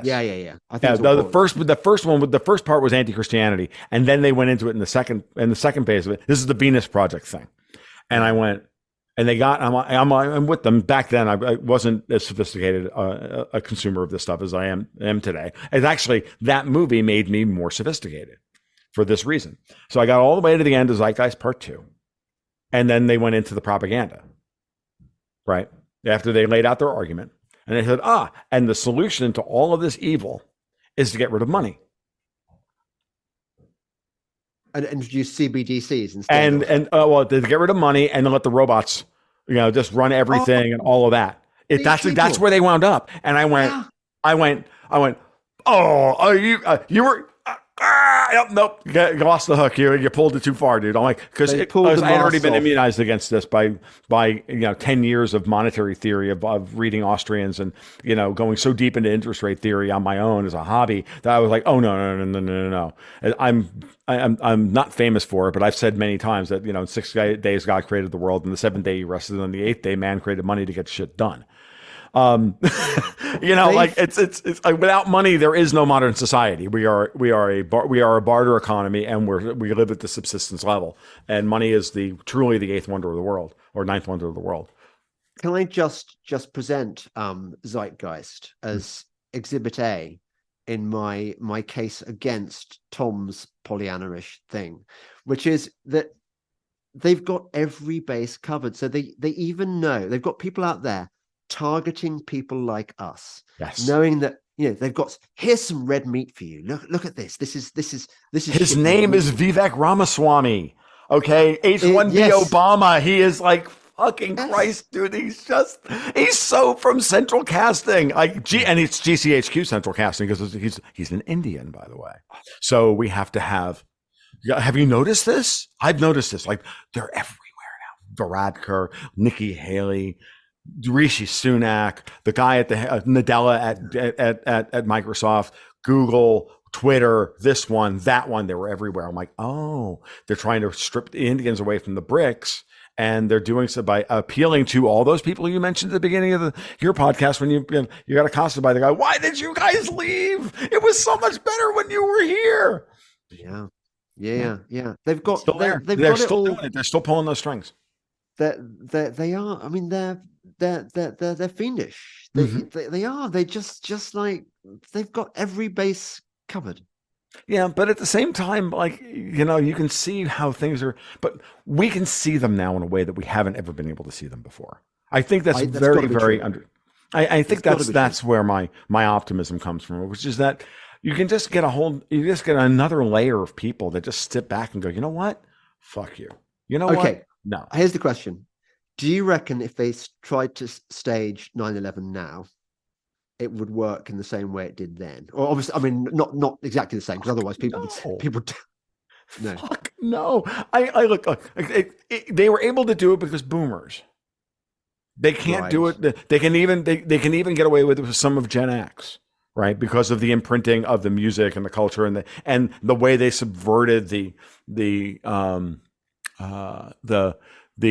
anti-establishment statements, like the Laurel Canyon stuff that you spoke about earlier. Yeah. But the millennials, who, by the way, don't really have a soul, and then the kids who are coming behind them, like my daughter, are you kidding me?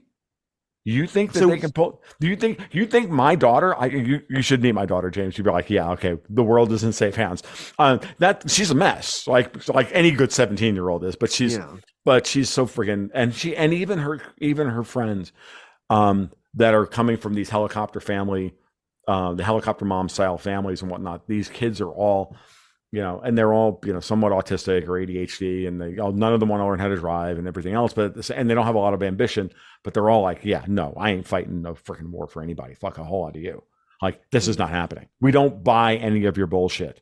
And we're not buying any big box stuff we're not buying anything from any big box people, and we're going to create our own art, we're going to create our own clothes, and we're going to, and they really do have an artistic kind of vibe that is different. And it's a very I was thinking that actually that was one of my rare encouraging take homes on the Ukraine thing. That you read the papers. I try and avoid it, but occasionally I'd look at the papers and I'd see, we must defeat the evil Putin. He's just like, he's killing these innocent people, just doing their shopping, and he's torturing them, and he's so evil, and we've got to, Ukraine is the line in the sand. And I was looking around, and okay, apart from those stupid flags, no one was going, yeah, I want to go to war. I want to die. I want to die in. I want to die in a field. trench in Eastern Europe. On the steppes. Really? Yeah, why not? I never fought in the Somme, so let's. Nobody was saying that. No one was saying it. And the kids, it never took hold here either. Yeah. Again, it was, honestly, the whole Slavic Ukraine thing in social media was itself a psyop. I'm dead serious. Totally. I mean, only in liberal bastions, like places like Gainesville, Florida, and and Broward and Dade, and not even Dade anymore, because it's so friggin' Mexican and it's so friggin' Hispanic. They're all like based. These people are all so based. It's not even funny. They've turned Florida completely red. And it's only because of the timing of it, where it's all about the bilateralization or the bicameralization of the American mind, right? We have, you are a good person if you're a Democrat, and all the things that the Democrats say, and you're a bad person if you're a Republican, and vice versa. And so if you're a Republican, you hate Democrats, and if you're a Democrat, it's this very Manichaean, very us versus them, very polarizing, very left brain, very very Jungian, very much Jungian shadow projection, and very much, this is my tribe, and I'm sticking with my tribe. And so everybody, but at the end of the day, then the inflation hits, and everybody's like, but I never expected to bankrupt myself for Ukraine. Yeah, we have some extra money floating around that you guys printed during COVID. You can send that over there. You can send some old weapons over there. I have a really cynical take on the entire Ukraine war for you. Would you like to hear it? Oh yeah, I'd love to hear it. Yeah.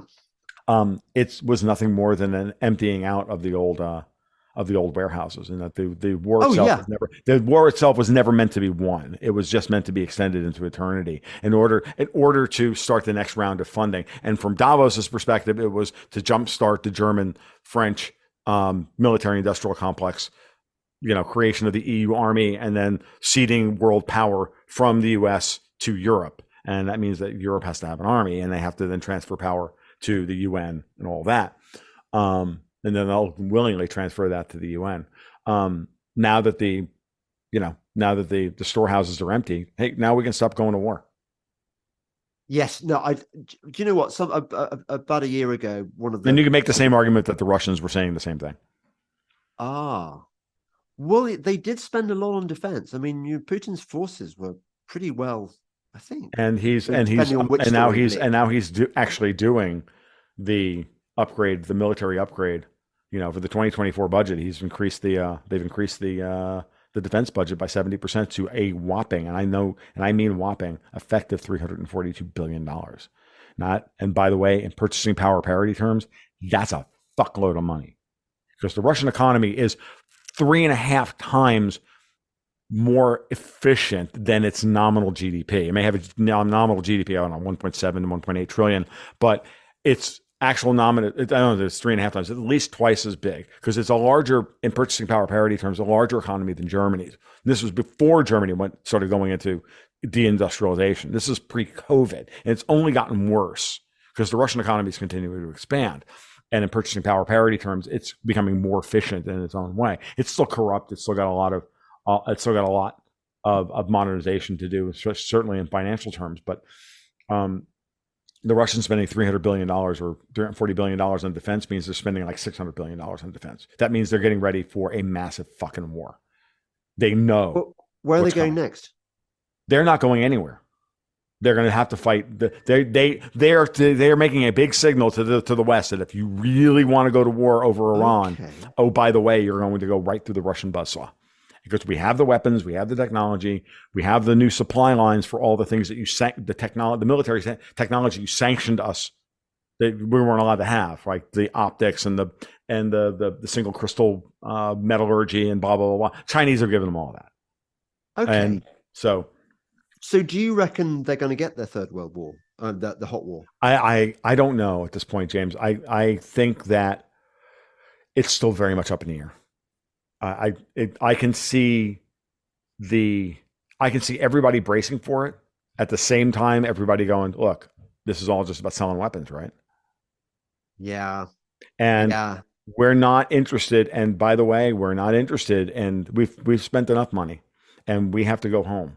I will be honest with you, and I know this is my thing, man. I think the American banking class understands that they can't survive this if they do what's in store for it, that the neocons et al. And Davos have in store for us. They know we can't afford to do this.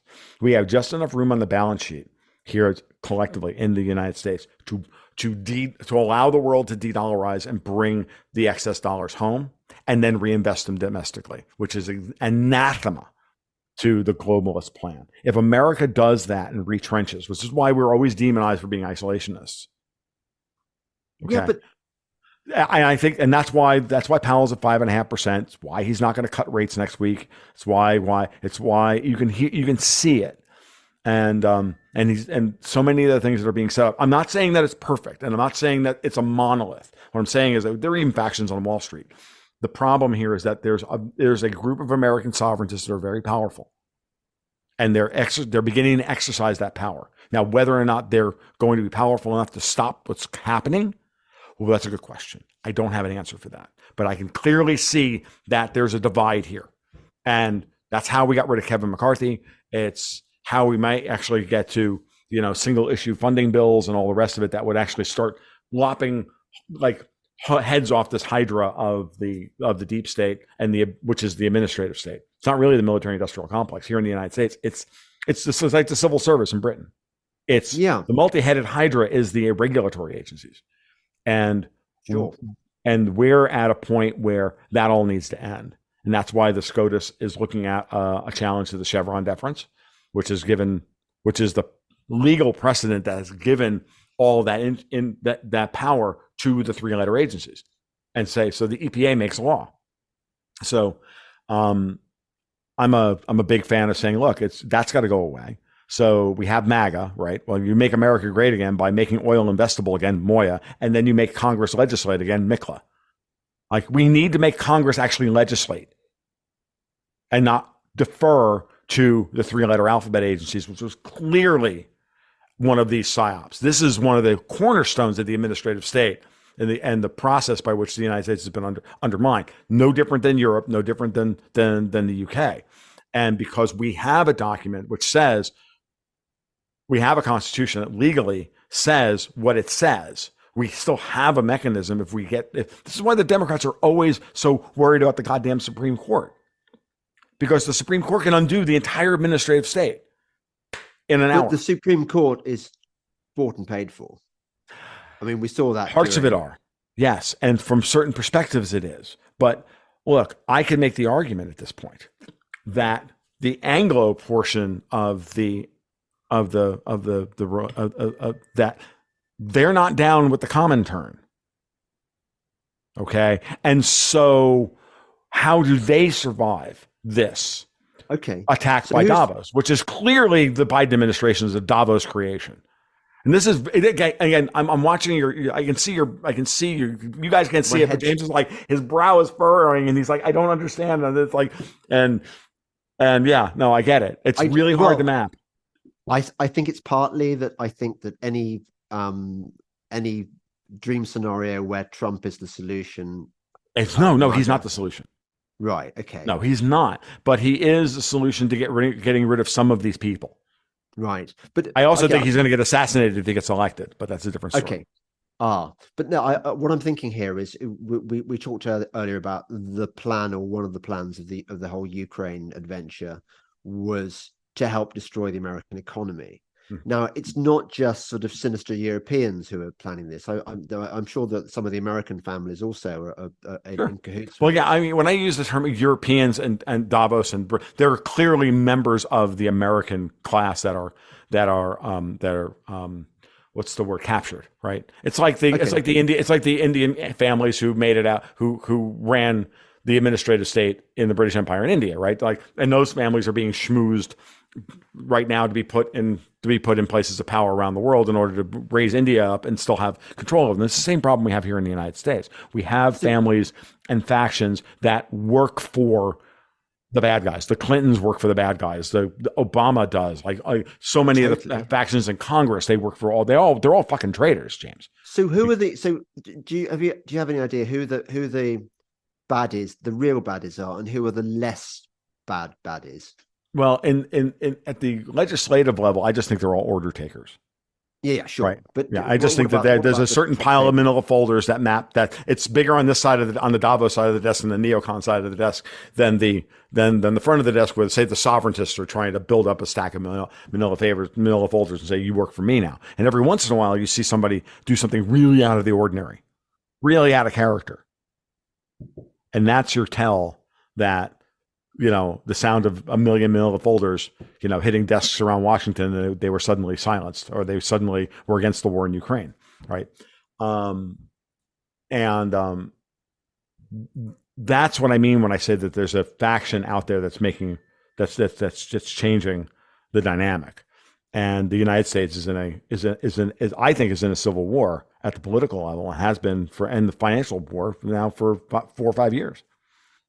If only, imagine what a good podcast that would be if we actually knew the names of, we could list the names of the most powerful people in the world, and we knew what their game plan was, and we knew what the different factions. I mean, unfortunately, I think anybody who knew that would be killed. I just like to personalize it just enough to give people some imaginative weight to then wrap their brains around. Like, I feel really strongly at this point that, I wrote the last article I wrote about, words mattering, and that in any war, the propaganda matters, right? And as wordsmiths, we need to grab hold of certain aspects of the language and weaponize it against them. And so Elon Musk did this when he went to the deal book thing and just said, "Go fuck yourself, Bob Iger. You will not shake me down. Go fuck yourself." Yes, that was good. Yeah. He does do some good things. I think he has to counteract when he shows his true face, when he dresses up as Baphomet for a Halloween party and stuff like that. I'm not sold on Elon Musk. I think I like the fact. What I think about Musk is that, he's a guy with his toys and he has a thing, and I think he really does believe in a lot of these ideas that he puts out there, and a lot of the things. I just think that he wants to. I don't think he wants to dictate to the world where he wants humanity to go. He just has some really weird ideas about where he thinks humanity should go, if you understand what I mean. Do you think he believes that man has been to the moon? Oh man, the older I get, the more I have a real hard time with this one. I've gone from completely believing it to I'm willing to entertain ideas to the contrary. I know enough about nuclear penetration and X-ray. What's that? I know. I know enough about. I know enough about atomic chemistry. I don't believe it's fake. I'm sorry. Again, physical chemistry. I know. I'm just saying nuclear weapons are fake. No. I'm not talking about nuclear weapons. I'm talking about nuclear chemistry. So, like, could we shield, a rocket to go from here to the moon sufficiently to sustain to keep guys alive and survive the solar wind? Yes. It's not actually. What about the Van Allen belt? Yeah, I do believe it. I don't. But the Van Allen belt's there, isn't it? You're not going to tell me it doesn't exist. No. I believe. I just I don't think it's that difficult. Beta radiation doesn't travel through plastic. Alpha particles don't travel through lead, and neither do gamma rays or anything else. There's ways of shielding materials in order to get it done, and gold and all that stuff, and that's why it's there. And maybe it's all bullshit. Maybe it's not. I'm not saying that it's not bullshit. I'm not denying that it's bullshit. I'm not also not denying that it could have been real. My point is you're making a scientific case for the enemy there, Tom. You're saying that the Van Allen belt is not a barrier, that you don't need to be encased in lead to go through it.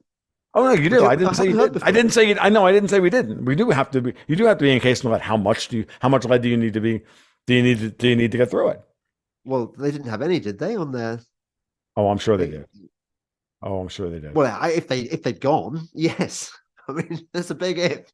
Yeah, no. If they went, then they had to go through it. Like then And there had also, to be then there had to be a layer of lead on the thing. I agreed. just look at you must have been watching Elon Musk's rocket shenanigans, the way Sure. they all keep blowing up, and Mhm. so. If Elon Musk can't do it now with the computer technology we've got, what about 1969 when they had less computer technology than is in your iPhone? How did they get it right the first go? They didn't get it right first go. Well, They failed multiple times. Again, I'm not. This is. It's not that even though I'm trying to avoid this or anything. It's like this to me is like this not that important. you won't let it go because part of you wants to believe. You want to believe. It's like Maybe, Father Christmas. You're just maybe, Santa Claus. I'm absolutely willing to admit to that in public. Yeah. I have a friend of mine who's been with me a long time. One of my very first patrons. She's like, and she says to me all the time, "Space is fake and gay." And That that's is what she says. Tom. That is the truest thing you've said on the entire space is fake and gay. It is.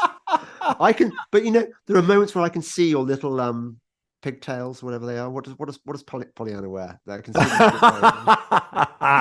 and it's so pretty. It's so pretty. And here I am, Mr. Cynicism. Yeah, I'm so black pill. Like it's all fake, not just space.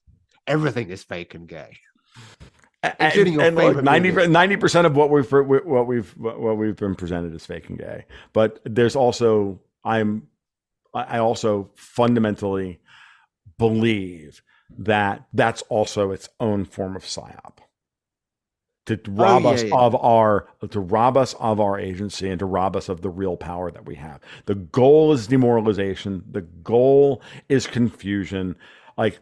And the goal is disinformation. Yeah. Okay.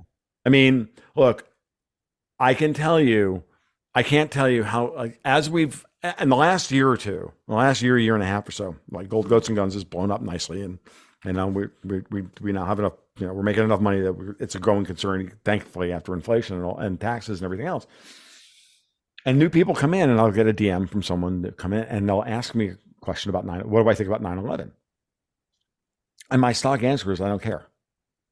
I don't know. I don't believe the official story, and I don't disbelieve the official story. I don't care. What I ask back is, why do you care about it now? Are you trying to use this as a litmus test as to whether or not I'm worth your time to know whether I'm real or not? Or are you being gaslit into thinking that you've gotten some new information about 9/11 and you're using that to try and figure out where you're going? And the truth of the matter is that I don't look behind me. Again, second favorite movie is Patton. I don't look behind me. I don't like to take the same real estate twice. I'm looking ahead to see what they're going to do next. I'm trying my best to stay ahead of the curve and not go backwards. So so the whole thing about going to the moon or not, yeah, maybe one of these days we could definitively prove it. And I also know that the information space is so fucking polluted at this point, we'll never know the real truth. Although, Tom, might I say that it is quite a political answer, because I mean, I get sort of this question gets raised in, people ask me, why are you writing about whether or not Paul McCartney is dead, or why do you care about the moon landings? And I say, well, the Beatles were probably the most iconic and influential band that ever existed. The moon landings was a moment that everyone who was alive in that period can remember watching on TV. 9/11, ditto, was just like everyone knows what they were doing. Ditto Kennedy. So these are key events in people's consciousness, in their personal histories, and so on. And they also, if they are fake, they would have involved massive collusion between senior government agencies involving almost unfeasible, unimaginable amounts of money.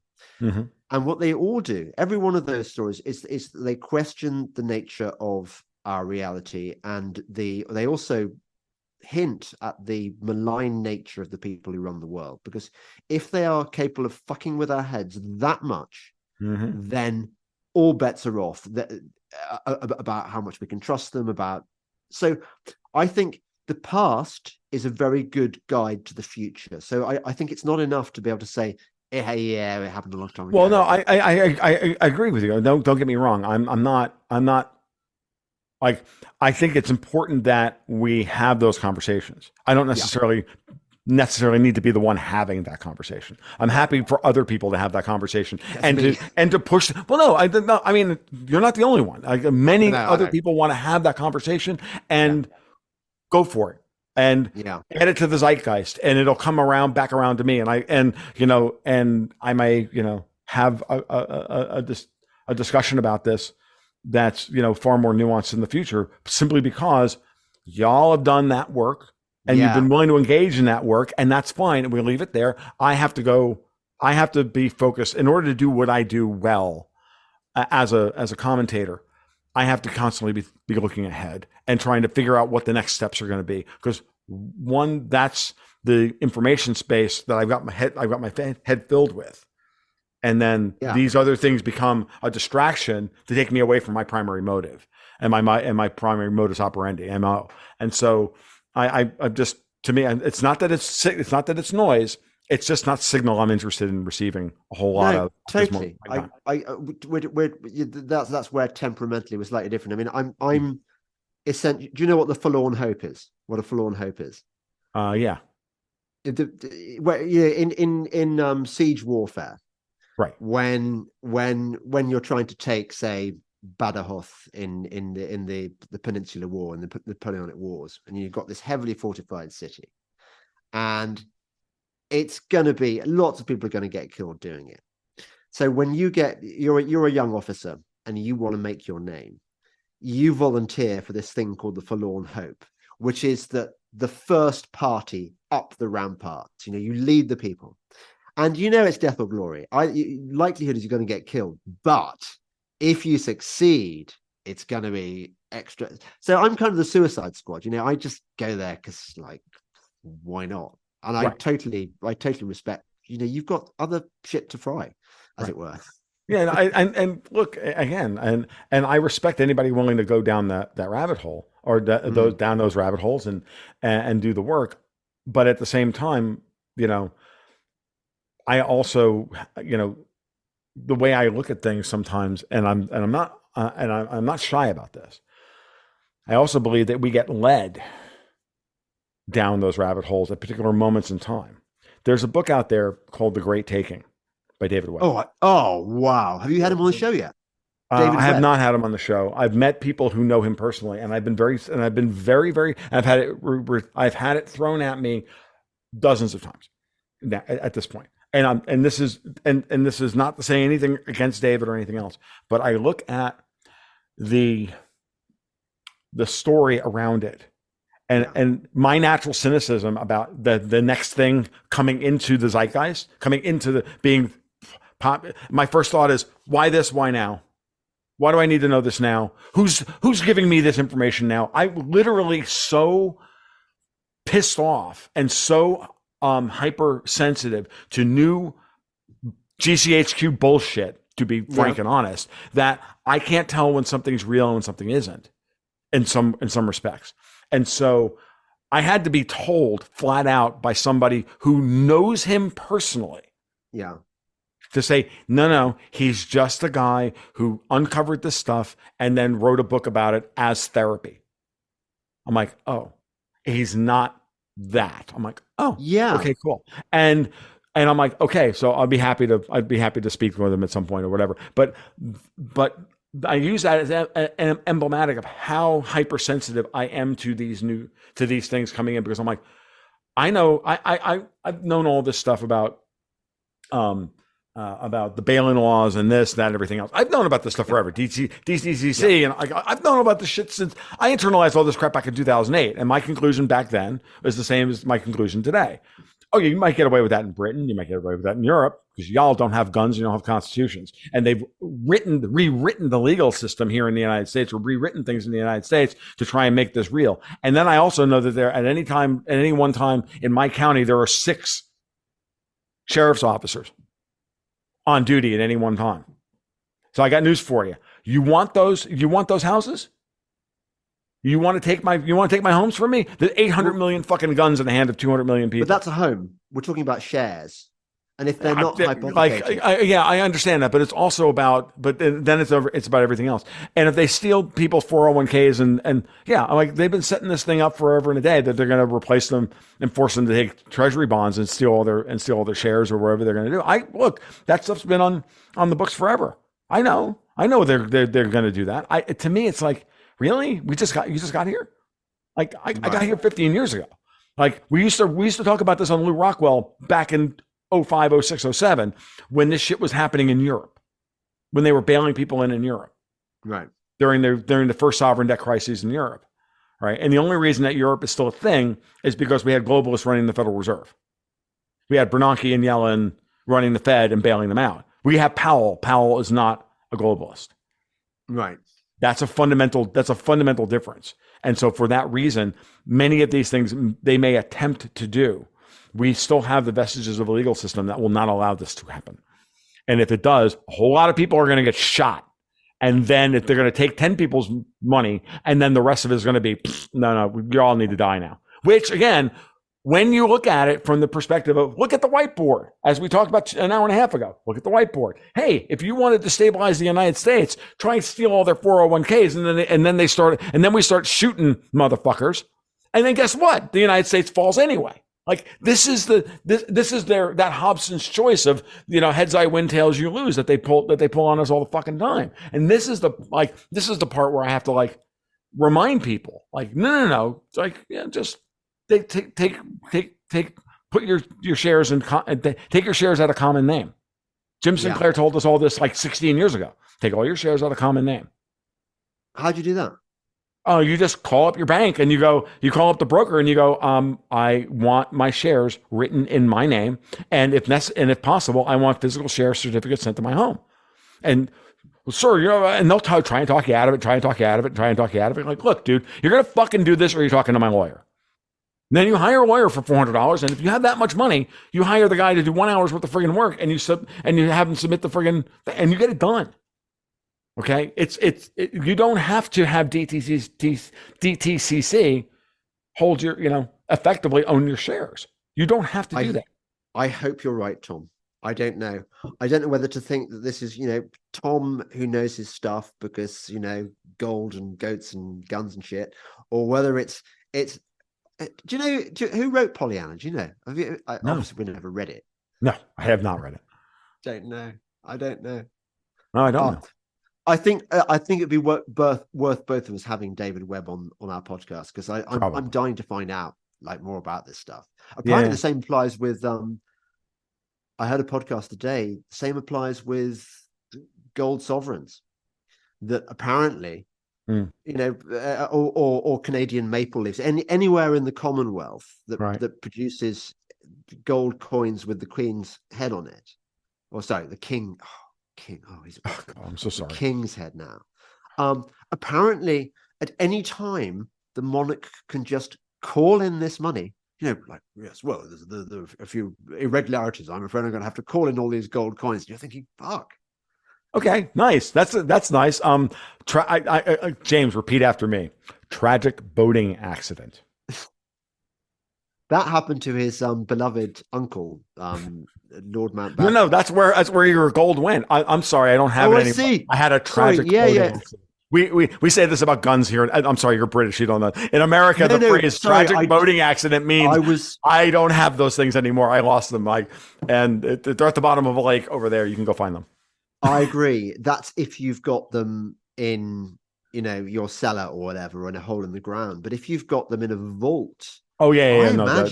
I imagine that the bank would comply, wouldn't they? I mean, of course they would. Of course, bastards. Of course. So what I've told people for years about these things is you have to spread your geographic risk and your political risk of your hard assets. Yeah. So you should have some physical gold. Yeah, if you want to hedge with some GLD, you go right ahead and do so. Fine. Or PHYS, which is the physical gold trust, the Sprott physical gold trust, or the CEF, or any of them. That's fine. There are advantages to that from a tax perspective, but you should have physical gold in the ground that you own and you control. You should maybe have some at your home. You should maybe have some in a vault. You should maybe have some in a vault in another country. outside of your home jurisdiction. I wouldn't keep anything in a bank deposit. I mean, again, this is stuff that, James, I've been telling people this since the first day I took the job at Newsmax writing Gold Stock Advisor in 2013. I've been aware of this kind of thing, and I tell people this, when they ask these questions as patrons, I say it all the time. You have to spread your geographic and political risk and your legal risk. Yes. I had an Without a argument doubt. with this about a gold guy, who was saying, well, frankly, I think your gold is as safe in a vault in London as it is in Zurich. Who And said this? I was saying, I don't believe that. I mean, I know the Swiss are pretty, on No, board with no. the I mean, globalist elite. honestly, I don't trust any. I have patrons who are in the gold vaulting business. I have friends I've made in that industry and whatnot, and they're all good men, and they're And all. what's your take on this? And they're all good men, and I think, like everything else, I still say the same thing. I said they'll even tell you the same thing. You should have some at home. You should have some. If you have above a certain amount, you should have that in a vault somewhere. Then you spread your geographic risk and blah blah blah blah blah blah blah. Like, they understand the limitations of what they can do. Because if you know where the gold is, they can come and get it. Well, that's what I mean. So surely I'd be better off having it in Switzerland than in London. Oh, yes. Or the Cayman Islands, or Singapore or some other place. Yeah, yes. Absolutely.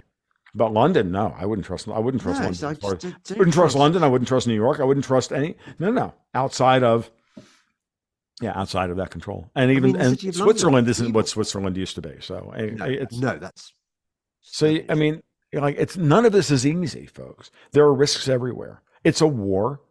And there are casualties in war, and some of those casualties may be your personal balance sheet. You hope it's only your personal balance sheet and not everything else.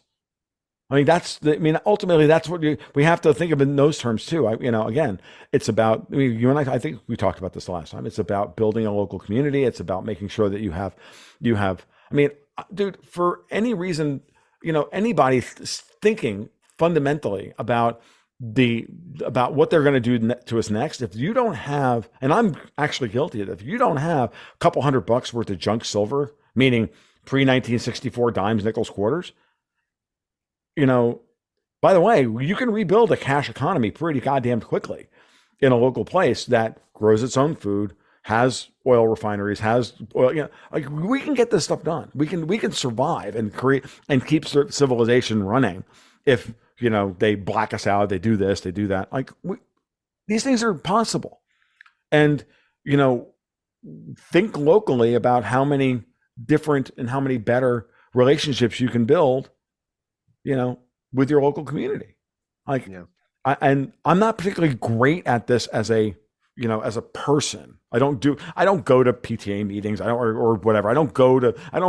My local gaming group is what I do on a regular basis. Otherwise I sit here at home and, and talk and rant into a microphone, and watch too much shit on television.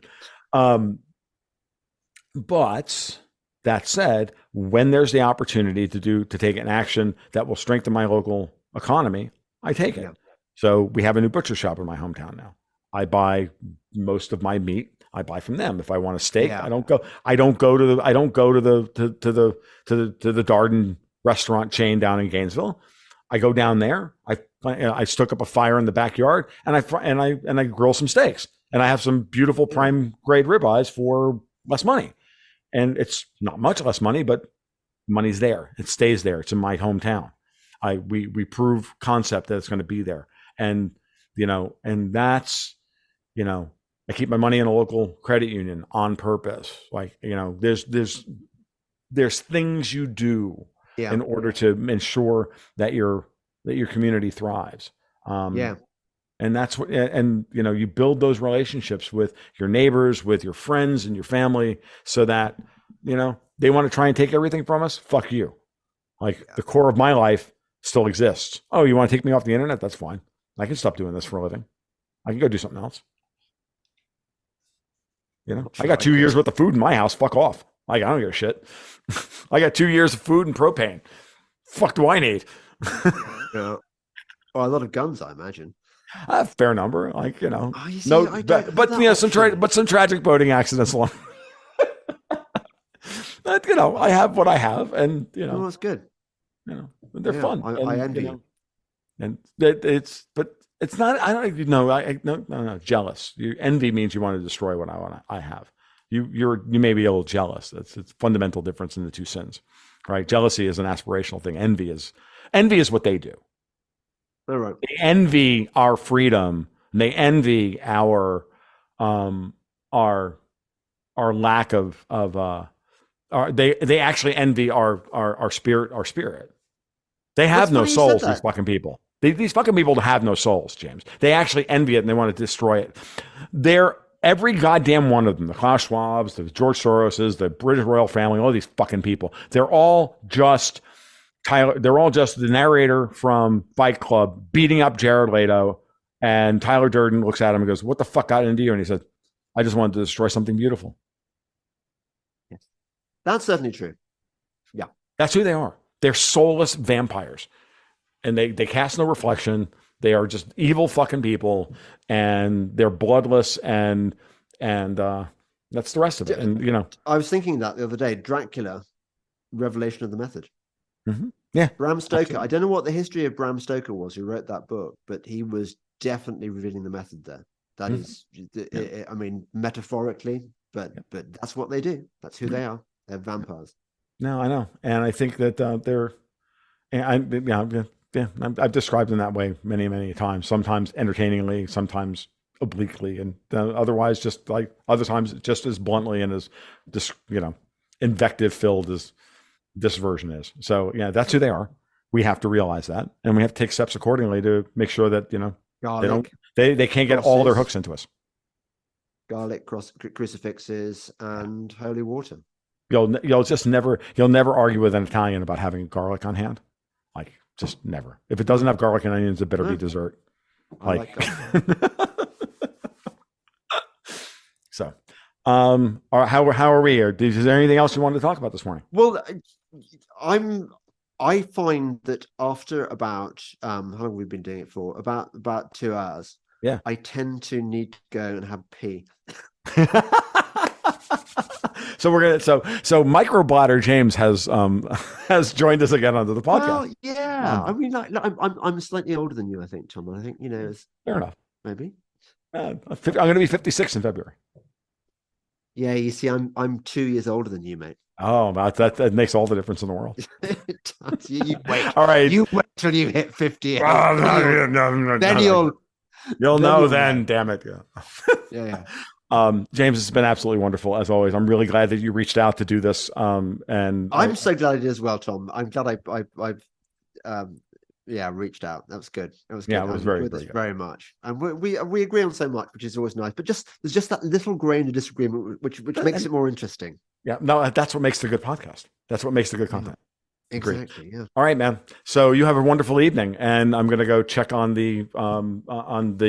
my man cave that's getting built in the backyard, and we'll. You must. Will you tell people where they can find my podcast? Well, why don't you do it? Why don't you just do the plug thing? Yeah. Why don't we do that? Dear listeners, dear Tom listeners, I've got this podcast called the Delingpod, which is DELINGPOD, which I think you might like. It's pretty damn good. Mm-hmm. And you can find it at the usual places, and you can find me on Substack as well, James Delingpole. Thanks very much.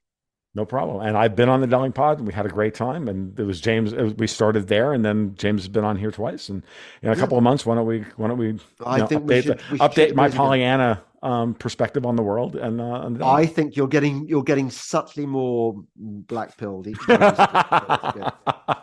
I don't know. I have too much Catholic imprinting. We'll see. James, you take care, and we'll talk soon. All right, and you, Tom.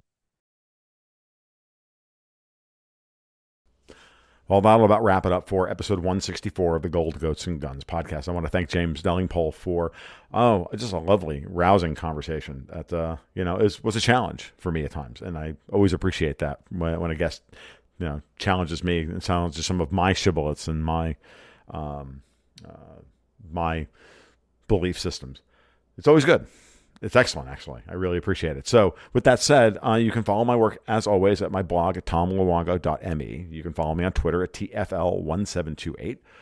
And you can follow and or subscribe to the Patreon at patreon.com/Gold Goats and Guns, where you can sign up for just the biweekly market reports and private blogs, or you can go for the whole Megillah and get the Gold Goats and Guns monthly newsletter, which has a bespoke portfolio and all original material and all the rest of it. So that being said, I'm out. You guys be well. You take care. We'll talk soon.